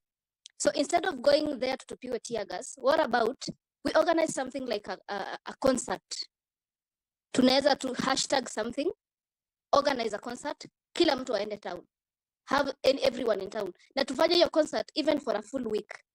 So that watu hawana reason ya kushoot people who are attending a music concert or a comedy concert or something like a musical. Hakuna mtu atakuja kushoot watu wamekuja kudance na kuimba. But something to paralyze the CBD or Nairobi. Tukitoka hapo, to make sure that kama kuna mbunge yoyote ama someone that we do not want, someone that doesn't listen to us mwenye anataka platform yoyote, we deny them. Mtu akiorganize rally, they want to come to speak to us, we do not attend. We don't like evil to boycott everything. Even ndo tutaweza because people are dying, kusema ukweli. Some of us are still very young, we still have dreams. Tukisema tunaenda rogue in an unconstitutional way, we are going to end up dead. And I don't think we want that. So let us like be smart. Tufanye kitu yenye ita work. Hawa wakina Ruto, let's make them lose their account. Something tunaweza fanya. Hawa watu tuwanyime spaces zote. I think that is all I have to say. Cynthia, I really love that. Kuwanyima spaces zote na kwa very innovative. I love about how artists have also taken this up. I've seen skits, I've seen short films, I've seen animations, as in all single ways in which our message can pass around. That's very powerful. I want you to remember that Kirkir, who has been appointed as a cabinet secretary of transport, has had criminal charges, economic criminal charges on him. Has appeared in court. But huo mse amekuwa appointed. Mwosho moja. Wewe Cynthia, ukienda kusaibabuli mse, which one sababuli, of course it has, there are certain things that the law says. Atatumana hapo kwa hao yako, ushikwe hapo, DPP atandika charges za haraka na by the way kitu kidogo kidogo unanyonyeshwa ukiwa ndani. My point is, Kama hii website imebuildiwa ya ndi, that website is very factual. Every single thing ndia shaisema imekuwa hapo. Ile ChatGPT ya corruption, it's factual. Every single thing iko hapo, it's a fact. So msienzi dispute. So if maybe the word is not bullying that you wanted to use, is another different word. And I'm not explaining you. It's that brings in that makes you become their target easily. Hivyo tu nilikuwa nataka kusema. Rosie? Hi, thank you for the opportunity to speak. I just wanted to say. Hello, you can hear me? Can you hear me? Hello? Yes, yes. Abdi, Yes, we can hear you. someone is on the mic. Okay. Can you hear me? Yes, we can hear. Yes, we can hear you. Okay, thank you for the opportunity. I just wanted to say, like, guys, since we started on the 25th, like right now, a lot of people have become, it's not even anger anymore, it's apathy. If you haven't noticed, a lot of people have just resolved to going back to their lives because they're giving up. Because really, when we're speaking the truth without justice, it kind of frustrates a lot of people. That's why we see the likes of Cairo, and it's not just Cairo, it's many more people. Like when we were starting before the 25th protest, that was the mother of all protests till now, someone would hold a space and 100K of us would sit and listen. Right now, at max, the one person who still holds a big number for spaces is Amerix, and we clock at around 40K because 60K of us have become apathetical to the cause because we are seeing no results. We're seeing like guys are tired. So me, I don't want to discourage the cause because this cause has given so many of us so much hope. Like this hope that had died. Me, I won't lie, I've never voted for Ruto or Raila. These guys, after the post-election violence, I lost hope in them. So whenever these principles were the ones who are the face of being elected for presidency, I've never really bothered. I gave up on politics at all. Like if you even look at my timeline, I am anti-political. I don't even watch the news. But since the hashtag Stop Financial Bill started, some hope was built in me. Sahi nimekuwa advocating in any space I can get to just get people psyched up. But even me in my circles, I can tell you for sure, guys are apathetical. People, in fact, today in a WhatsApp group, someone just asked, are people still going for mandamano? They are going to be a mandamano tomorrow. Like, okay, you've already given up. Yani, there's no, hakuna kitu. But what's aching in my heart really is just to say, guys, we need to re-strategize. I'm sorry, but we need to rethink. Ruto is not looking for leaders. Even in derailment, anajua hakuna leaders kwa hii movement. Anajua everything kinagobaga. Him right now ni campaign ya kusecure regime yake the next 5 to 10 years. And that's what he's doing. And we need to match up that energy. You guys, Ruto and his cronies, they're wise. They watch us, they study us, and they adjust accordingly. We can't sit down and just use the same principles we've been using since 25th. Those principles worked for 25th. Right now, we need to look forward for ways that can stop whatever systems they're putting into place to secure their reign. Mimi sijui how we will achieve that. All I know is hata kama watu wako angry, wamechoka, one thing is for sure. Mi sijaona hao watu wakisema Ruto must stay. Guys still want Ruto to go. Now we need to sit down and think what is the best approach towards Ruto going. One way I can suggest is get all of us together in a forum, in a space. I don't know how we will do it, but we need to sit down and decide on one way forward. Whether that means we are forming a party, we are not forming a party, we are doing this, we are doing that. We just need to sit down together and decide what's the way forward. And really now focus on that. Because as we speak right now, kwanza nimeona news hapa breaking, ameshaanza ku make changes kwa KDF, yenye tunasema they are still on our side. This guy is securing every angle. Kila mali tumesema kitu, kila mali tumefocus. Mimi nimekuwa educated on so many things since hii story ya maandamano ianze. sitaki kukua dialed down again, sitaki kurudi hiyo place penye ati nimeziba kila kitu ya politics, anything that's triggering, so that nirudi back to my cocoon. No, we can't go back to okay. We have to look for strategies, you guys. We have to speak one language. We have to get all of us in one space and decide on a way forward. That's my take. Thank you. Thank you very much. History getting all of us in one space.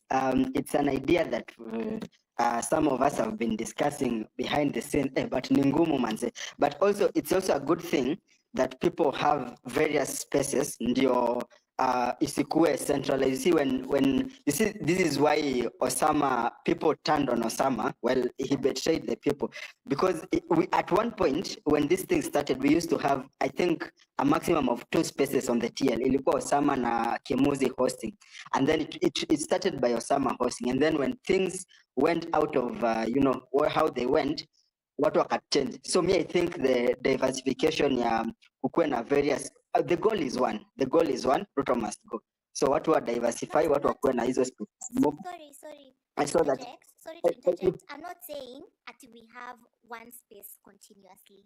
You're not getting my point. My point is not to have just the one space where we all meet during that one space. No, we just need to set our agenda correct. You see, when we were hashtagging for finance bill, we had that one agenda, finance bill. People were still having multiple forums to talk.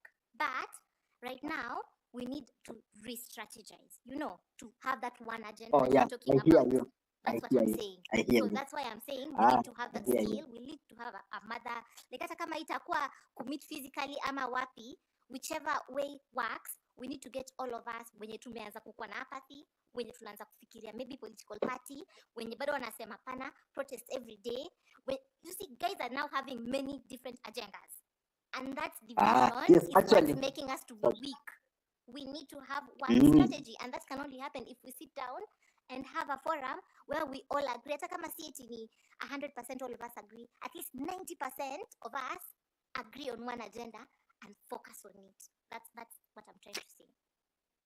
Perfectly put. Because you see, if you monitor keenly what has been happening, the reason why you might think we've been struggling is because people don't know. Kuna watu wanasema Ruto must go. There are hardliners who are on Ruto must go, and then there are people who occupy parliament, occupy MOH, do this, sack the cabinet, dissolve. So you see, even when you hear from these, we might call them the experienced political, they're asking us, what do you want? You want the same Ruto who want, you are calling for Ruto to go, and then mnasema Ruto dissolve a cabinet, bring in competent people. Mnasema Ruto apatie ideas. What do you want? I think that's the point you are saying. We need to move with one agenda. Isikue what could, because as someone had talked earlier, people like Cairo, they got what they wanted. I mean, when the movement started, we were almost 100% in. Then kuna watu wame drop in because probably what they were fighting for walipata. When you are the people who are in for money walilipwa wakatoka. The people who are in for the finance bill ilianguka wakatoka. So there are people who still are not satisfied with what is happening. So we need to form that hardline where to agree. What are we going for? Are we going for Ruto must go? Because all these things have different strategies. Tukisema ni cabinet in tunataka iende, we won't approach it the same way we want Ruto to go. I think there I agree with you 100%. We need to form our agenda very clearly and make sure that everyone is on board with what we are moving with. Who's been on the line for long? I think Mebs or Doc, kuna mtu ulikuwa ushaeka online. I think we'll Kuna have Rain na Mebs na Abdi in that order. Alafu Manga atafollow ine. Rain, Mebs and then Abdi.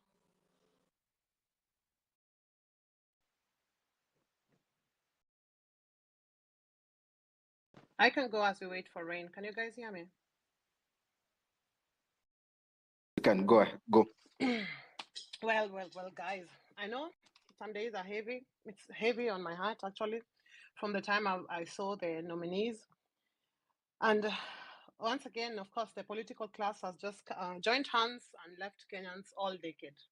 But why do they do that? It's because Ruto knows he's naked already, so he's trying to cover his ass. Yeah. what we are doing and what you're saying is drain the swamp, 100%. I've had a speaker before me talking about Kivuta Kibwana, and with all due respect, I love Professor Kivuta Kibwana, but I disagree because it's true. His books were never clean as well. So there was looting when he was governing Makueni. Yeah, on his when he chimed in, he spoke about Martha Karua and people. And yes, we can take advice from them, but it doesn't mean we trust them 100% because the political elite are just the same people. If they're not eating together, then they oppose people on the table. Yeah. Martha Karua is the same person who also, if you remember the scandal well in the election of 2009, she's not that clean anyway. So, and also I disagree with people calling for violence. Like Doc said here, Bosire, the prison is meant for poor people. Yeah, that's why you see people like Ditmat Baraza not in jail because the government, because they have money, they are looting for food, they are doing this. That is why they're not sitting in prison. Prison is meant for poor people. That's why mtu ameiba kuku huko ushago ako kwa jela Kamiti maximum prison, and mwenye ameiba milioni anatembea scot free. Obado is free. We can name all of them. Sonko is there. We can name all of them. I don't need to go that. So please do not use violence. Do not use violence. That is when you know, like Doc said, and I don't want to repeat because we'll just be repeating the same things. That's why you know that the constitution, they follow the constitution. Yeah.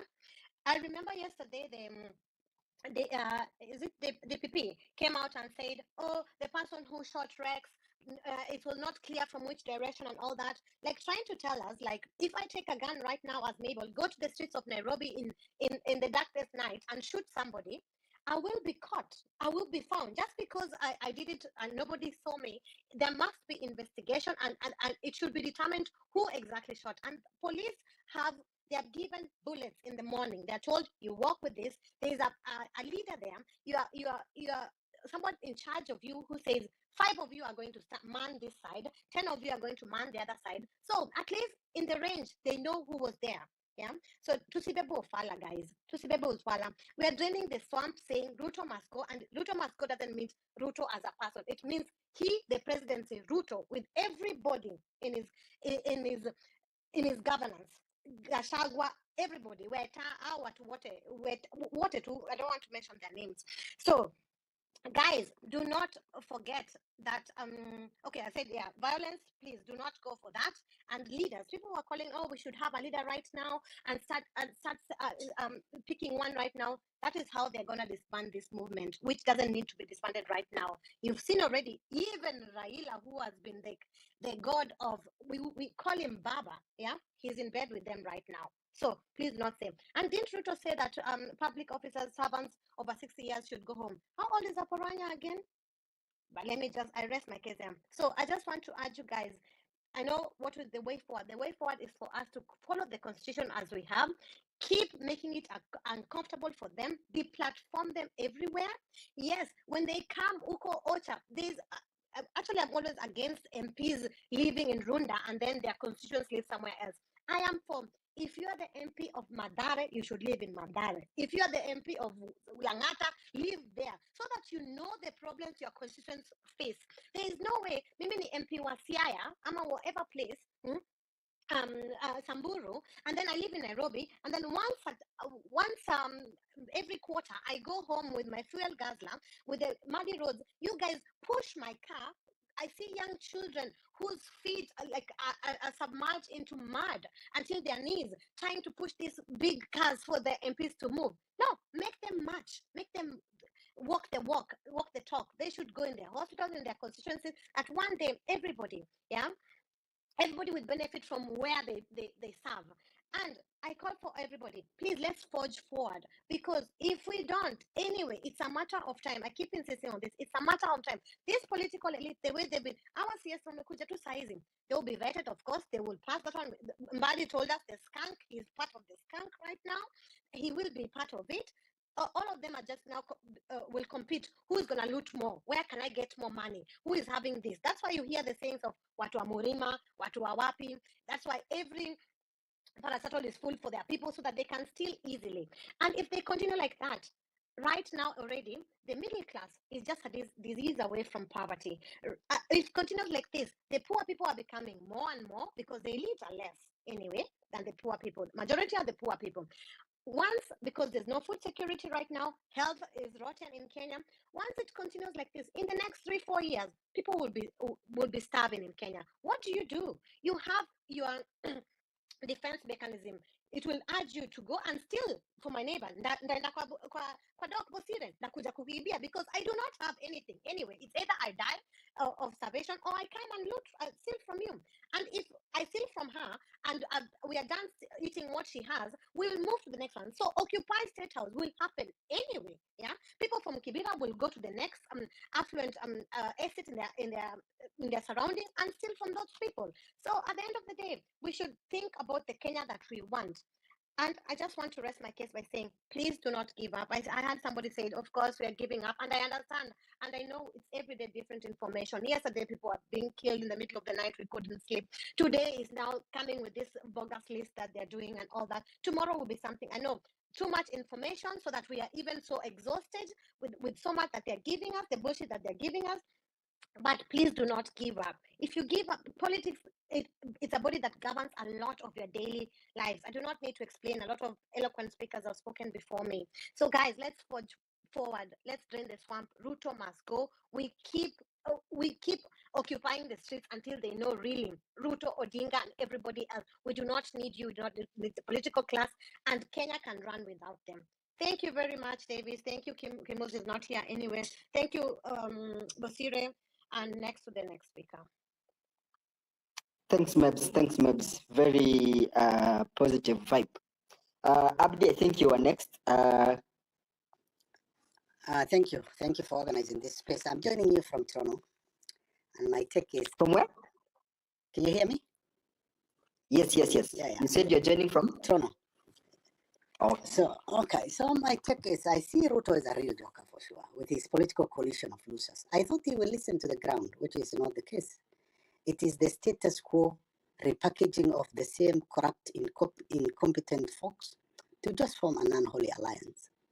Despite the promise of change and reforms, we continue to see the same old pattern of governance and mismanagement. I refuse to endorse any of Ruto's appointees. His values actions fundamentally oppose our philosophy of life. We don't even believe to any of these politicians who are self-seeking. It's time for us to demand a genuine and accountable leadership rather than settling for recycled, failed governance. The government is not listening. The march will continue. And now we need to change of strategy and tact way forward. We need a vehicle. We need to follow the constitution. The Kenya I want is one where there is inclusivity, sustainability, rule of law, and progress are at the forefront. By upholding the principles of accountability and transparency and genuine commitment to addressing the root causes of our challenges, we can build a Kenya that truly reflects the hopes and dreams and our aspirations of the people. I believe together we can achieve a brighter and more equitable Kenya in the future. Thank you. Short and precise, Abdi. Love that. Duke Ntambo. Thank you, Prosira, for this opportunity, and Kimuzi. First and foremost, I would like to say it's a good thing that Raila has joined Ruto, because this gives us the opportunity to be the opposition of the government, and this was the last card for the last 4 presidency that we had in Kenya. During Moi time, we had Kibaki and Uhuru, and now it's Ruto. So Raila, actually, I don't think Raila runs for really go fight for presidency to run the country. I think he's just put there to be the loser during the election, so that he can benefit himself, because during Moi time he went to he did a handshake, Kibaki handshake, Uhuru handshake, now Ruto handshake. So this handshake is a last card of any president in Kenya. It's a hidden card for any president in Kenya. So right now, when you feel like your government is in shaky mode, you bring Raila, and all of them, they know Raila is is a conman, is somebody, he was called by Tata a prostitute, a political prostitute, because this guy only wants to benefit himself. Look at this position right now. He didn't even go with Kalonzo Musyoka. He didn't go even with Martha Karua. The same, it happened during the Uhuru time. He didn't went with Wetangula and all the other allies, you know. So this guy always negotiate or always take opportunity for himself. Right now, in this particular moment, I'm so angry because he didn't even go to the street. Yeah, this guy didn't go to the street. The Gen Z movement started without them. It was a leaderless, it was a partyless, it was tribeless. And the guys went to the street because of one major cause, that was finance bill, and also to call out the corruption that's going on in this government. And then at the last minute, he saw the opportunity and he hijacked our movement. Right now, he has gone to bed with the government for his game. You know, because even those CS, they have been put there. Those, if you read the article today that was wrote about the ex-CS exposed Ruto, you will see how the government works. Yeah. So Ruto was controlling the ministry, the CSs. You know, so the CSs are there like puppets. They could not discharge their duty. It's the same thing with Raila. So those CS will put there. They'll just be controlled. They'll be puppets. So technically, Raila benefits himself from the government. Is the government. So my first point was, it is good that Raila joins Ruto, because this was the last card for any president to bring peace in this country. And we all love peace in this country. But this has given us opportunity to push harder, so that we know we are sending them all home. You know, we are sending not Ruto alone, but we are sending even Raila. So we have to clean up the mess. We have to drain this swamp, you know. So another thing, the second point is strategy. This is very important, guys. Let's mobilize. I'll take an example of Egypt revolution. Those guys were also leaderless. It was a leaderless movement. Those guys took 18 days, camped at the Tahrir Square, you know, in Cairo. And in 18 days, the president was gone. So I like the strategy that we used on Tuesday, that we confused the police, that we are going to occupy JKIA. Of course, it was one of the strategy, but it happened that the protesters went to the CBD, so police were caught unaware, you know, and even that made Bungei to come to the CBD to try and talk to the youth and to be seen is you know, anaonyesha urafiki na wao, so that it cools down the temperature. But that was an embarrassment for them, you know. So the last Thursday ile andani tulikuwa tumesema we camp at Uhuru Park. So these guys, they have their spies, even these spaces, you know, even right now they're listening, you know, and that's why, that's the main thing, that they were caught unaware, because they come to Twitter and take that information to their boss. So walifikiri tutana JKA, then went to CBD. So they rely on social media. They don't have grassroots information, you know. So if we could find some strategy and say we camp at Nairobi, you know, let's people travel. Look, the people who can, that is. It's not a must all of us go to Nairobi. But those who can, you can host 2-3 people at your house. It doesn't have 82 kuje, you're the same day. And then we do the demonstration. We can plan, if the demonstration is next week or Tuesday, people can start traveling now. Host 2 or 3 friends at Nairobi. Then when we say like we are going on Tuesday from Andamano, we are more than the number that came on that day that we occupied the parliament. You know, so this will give that strong overwhelming, will overwhelm. I mean, the police and the government. The other thing is, how do we deal with the goons? That's another problem. How do we deal with the goons? Because these goons are the ones which government they're using, and because it's not expensive for the government to use the to use the goons, you know. I mean, it's expensive for the government to use police and you know, the tear gas and all that, but it is less expensive for the government to use goons, because they pay 530 they'll pay 1,000, you know, they'll come with rungus and all that. So, because remember, with this mandamano, is this protest, we are starving the government.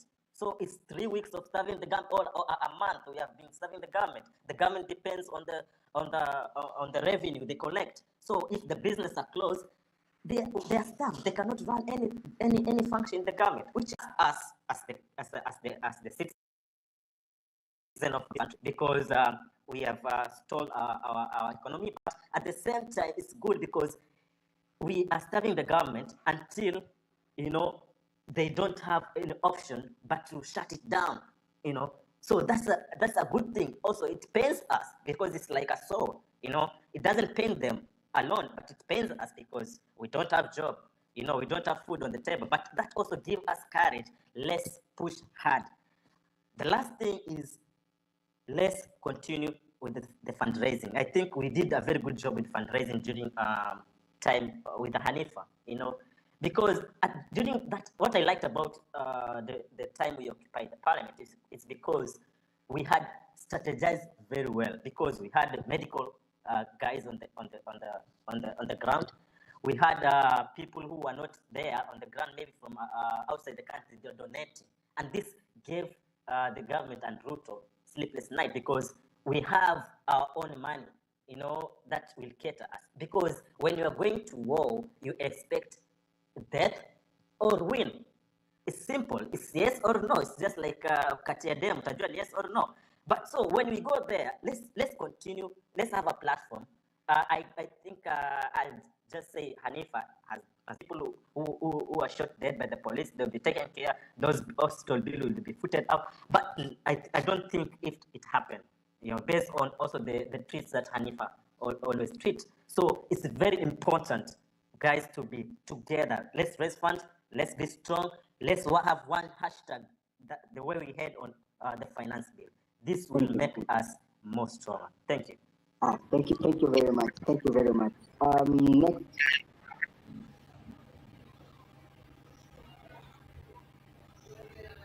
Hello. Let's have Tom. Tom, your hand is up. Well, thank you. I greet you, Kenyans, in the name of your ancestors. I hope Duke can mute so that I feel being heard. Well, I already muted. It's okay. Well, Kenyans, I really believe that we are in one accord saying that we are fed off with bad governance and what we need is good governance. It has been proven beyond doubt that if we are going to continue with the current political system and with the current leaders, we are going nowhere. So in this case, the subject of today, Ruto is a joker. To me, I find there is a problem even with that topic of the day, because it draws us back to lose focus. A situation whereby you've decided you are vacating your home, your rental home, maybe because it is leaking, maybe because there is no proper water supply, or any other issue. You want to move to a better place. Then at the same time, you are still complaining about this house, that this house, by the way, the tiles are not good, the floor is bad, there is no proper supply of water. So that can just be, it's like you have lost common sense. What I really suggest for us Kenyans, having agreed that we really need a total overhaul of this system, talking about the issues like corruption, like bad governance, like starting to discuss all challenges that we have seen, up to that point can just be also time wasting. What do I mean? We know where the problem is, and the problem lies deep in the root. There is always a reason for everything. And even on diseases, when you want to treat any disease, you don't go to treat the symptoms. You go to treat the cause. That's when you'll get the right answer. The root cause of these things, will just show us that the problem is not necessarily corruption, not necessarily what we are seeing, state capture and any other thing. The root cause Kenyans, the root cause Africans is number 1, colonialism, number 2, foreign interference, number 3, we have capitalism that is embedded in Africa. Number 4, we have religion that was brought just specifically to capture our brains, not to think. Number 5, we have ethnicity and tribal balkanization. We also have what we call democracy. And we are also subjected to an electoral cycle, including the term limits. This is brought by a constitution which I believe was not African-based. This constitution, we borrowed it from America. That's why we have a presidential system. Well, if we want a total overhaul, it means we must deal with the roots. And I'm really talking passionately because I believe this is an African thing. We are continually being oppressed. We are continually made poor, and we are actually slaves. Neocolonialism is still alive today. Therefore, let us agree that we need a total overhaul. After that agreement, let us stop discussing all these other issues, which are just the fruits that are a result of the bad root, of the roots of this generally.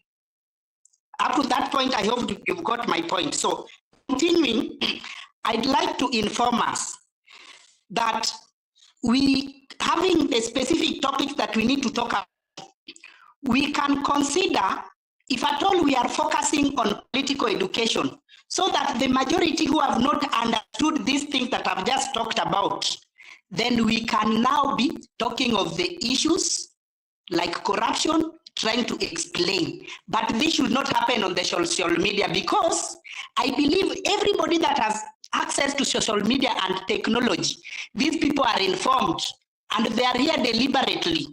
Then how can we be able to go to the grassroots, kule mashinani, so that we start telling people, we enhance the rage in them, the vent in them, tuambie vitu zitawakashirisha na watosheke na hawa watu na wakasirikie. That one is only possible through political education. This political education should be funded. Going by how Duke left, it means we really need to have a fundraiser and we need to have a kitty to fund this thing. Number 2, having agreed that we are alone, the political class have been playing into the same system, the same monkeys changing the different forests. Remember Joho passionately saying that Ruto is the most corrupt person. Whenever he's elected, now he's okay. Normally, anything that serves your interest determines how you behave. I can tell you that any one of you right now, even Kimuzi, if you are just called and you are told, by the way, the remaining one cabinet secretary preserved for you, and it is confirmed, honestly, the way you will behave will change. It's the nature of human being. Let us not necessarily judge people so harsh. Also, we must not expect perfection from people, from everybody. The nature of human being is like that. But us having agreed that we are speaking one voice, let us agree. Do we want Ruto out now? Do we want to go by the constitution? Or do we want to wait until 2027? After agreeing that, the only strategy of getting Ruto out of office before 2027 is by mass protests. Hakuna kurudi kwa nyumba, tumejaa. I fear that possibly Kenyans have not reached a situation whereby all of them, or the largest number, can get out on streets. Suggesting that for us to get the largest number on streets, we need to get people from other towns coming to Nairobi. I think that may necessarily not be the right one, because It doesn't mean that we don't have a large population in Nairobi. These people can get out and occupy the streets and it can be a success. Then why is it that they are not out? Because they have not got the information. Haijawafikia vizuri. Haijawafikia na hawajakasirika vizuri. Mimi actually, when Ruto was sworn in and I did not really want him to be the president, mimi nilifurahi kwa sababu ndio atachuna watu kabisa, watu wakasirike. So we need to choose. Tunataka kukasirika saa hii ama baadaye. Ikiwa tunataka kukasirika saa hii, then tuachane na mambo ya Ruto must go now. Let us go in political education ndio to make sure watu wapate information, wakasirike. Ikifika 2027 we vote them out. But kama hatutaki kukasirika saa hii, let us get out. Tuseme Ruto must go. Possibly we will be defeated. Giving him more time to play the games he's playing, that one can get many people. Watu watakasirika, watatoka tu wenyewe. I'm not necessarily saying that tumpe time. If we are not going to give him time now, then what can we do? Number one, vile Duke amesema, let us set a parallel way of mobilizing funds.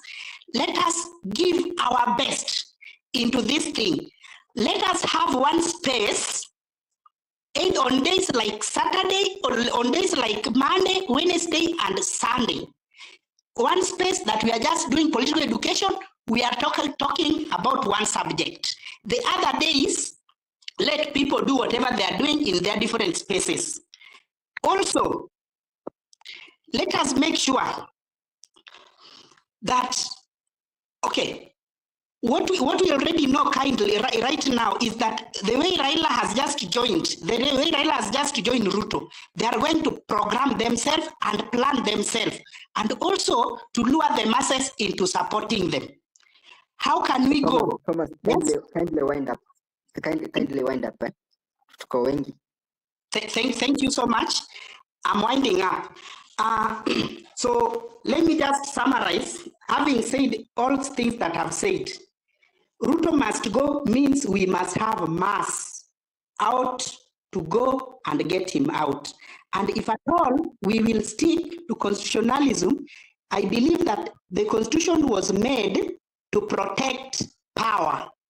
It was made to protect power. And just as the other person said, that if you are going to misbehave, only the poor will find themselves in the courts.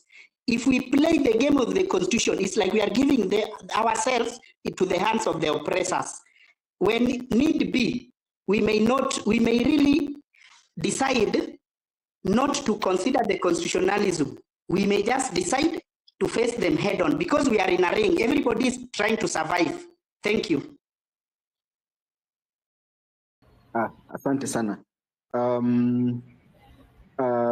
Who was on the line? Was we have who's been on the line for yes, check only. Thank you so much to the hosts and the co-hosts. First of all, na suggest if you are for Ruto must go now, you start your speech with #Ruto must go. Ruto must go. So rest in peace to all those heroes who have died and those who are injured. I wish you a quick recovery. Let's talk about actions, not walking the talk. First of all, most of us, we are still members of UDA. We are still members of an Azimio party. We cannot be in this while we are still members. We are giving them still numbers.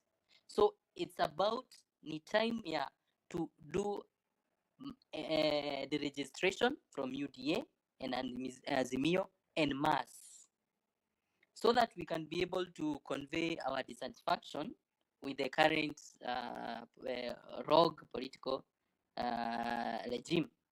And one of the ways we can be able to, we can maybe do a Twitter space, specifically or purposely dedicated to registering from those parties. I am aware we can do it online. Others, there's some, is it called USSD codes?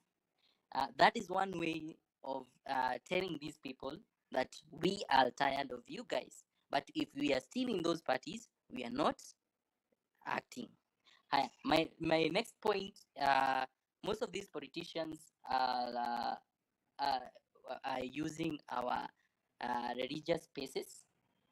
I believe most, especially our Christian, I'm sorry to say this, most of our Christian religious leaders are giving platforms to the corrupt politicians. And I think part of our actions is to include boycotting the specific churches that are hosting the corrupt log criminals into our holy spaces. We also need to officially or formally write to the NCCK, the National Council of Churches of Kenya, and other religious bodies, so that we can raise or express concern and request a clear stance on the issues the politicians using the platforms to influence the population, and giving handouts so that they can influence the population ili tukae kwa poverty, because most of our parents are still languishing in poverty. The next thing, before I finish, I believe that the religious spaces, they are supposed to be sanctuaries for morality and justice. Hazifai kuwa platform za kuendorse individuals that are killing innocent protesters and stealing right and left. Those are my two strategies. And the next thing I would also propose is that we should ensure that the more than the 52 people killed during the protests, and I find it funny that we are talking about 52 people, while there are reports that more than 42 people were killed and dumped at Kware. So, what is the true number of those people killed? Why are we talking about 55 while still other people are still missing? Why don't we talk about 55? Are we giving numbers that are not real? Why is our traditional media giving numbers that are not true? We all know that Kware was a cover, but in the real sense, we have, and I can see Alanamu here. I'm asking, because I'm also a creative, I'm asking those independent media to investigate what actually happened at Kware, so that we can know the accurate number of those killed. So the people, we need to get them justice at the International Criminal Court. And one way of making sure that they get justice at the ICC is to ensure that we document and collect evidence that can be able to prosecute those criminals.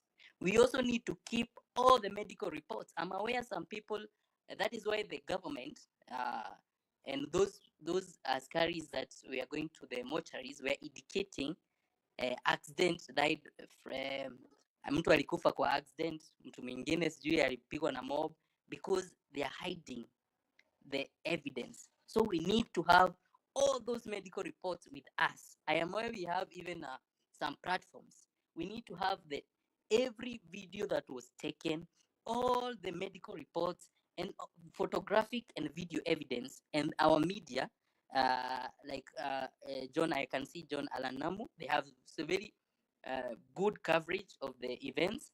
We can get all that evidence so that we can make sure that all those involved, from the executive to the police, they pay for the inhumane acts. Another thing, we should also include the human rights and international human rights and international lawyers, so that they can guide us, because they have the experience, and they can guide us to make sure, because we are aware our courts will never prosecute these criminals. So we need to find international people who have experience in human rights and international law to guide us through the process. And also, I would also want us to engage international media, because our media stations have been, maybe, I'm putting it in quotes, compromised. Yesterday, they were not showing us the events, so I don't know what is happening. And they need also to come out clear why they were not doing whatever they are supposed to do, because they are supposed to give us, they are supposed to give us coverage for whatever is happening. So we need to engage international media like CNN. Lali is doing a good job. So that we can have the continuous advocacy. Another thing, Wind up, checks. Wind up. okay, my last point is I believe that most people here have a religion, some don't. But one of the things to address the corrupt and inhumane regime spiritually, I believe we can designate specific days for community voluntary fasting, so that because I believe that that the most merciful can guide us and protect us in this revolution.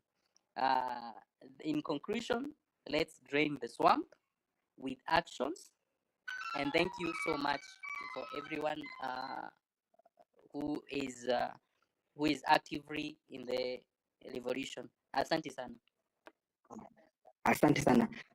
Kindly guys, just to make a point, my co-host Ali drop. We are working to bring her back, and then Kimuzi, I think he's engaged, so I can't reach him. So I'm struggling to get the request. So many people on the DM, hata naona kwa TL watu wameanza kusema we are not adding everyone. The kuna issue na space. I don't know, someone was reporting it. So there's an issue. The requests people are claiming to be coming as if huku. I have only 4 requests at the moment, and I'm trying to add them. So kindly be patient as we are working on it. I'll go with the manga. You've been here for long. I think we'll come on here. What do you want to say? Then we'll go after the manga. Ameshatoka. We'll go to PC, then the real Joe. Let's have PC, then the real Joe. Okay, thank you guys. Thank you everyone. Papai. And I just have questions. I also have concern concerning these appointments. The suggestion that the government has Ruto has given that should be vetted. And what is the way forward for us, guys? And as it's like Ruto is planning for 2027, is getting his team ready. Is getting his team ready, and Gashaga will come up with the political card. I know for sure.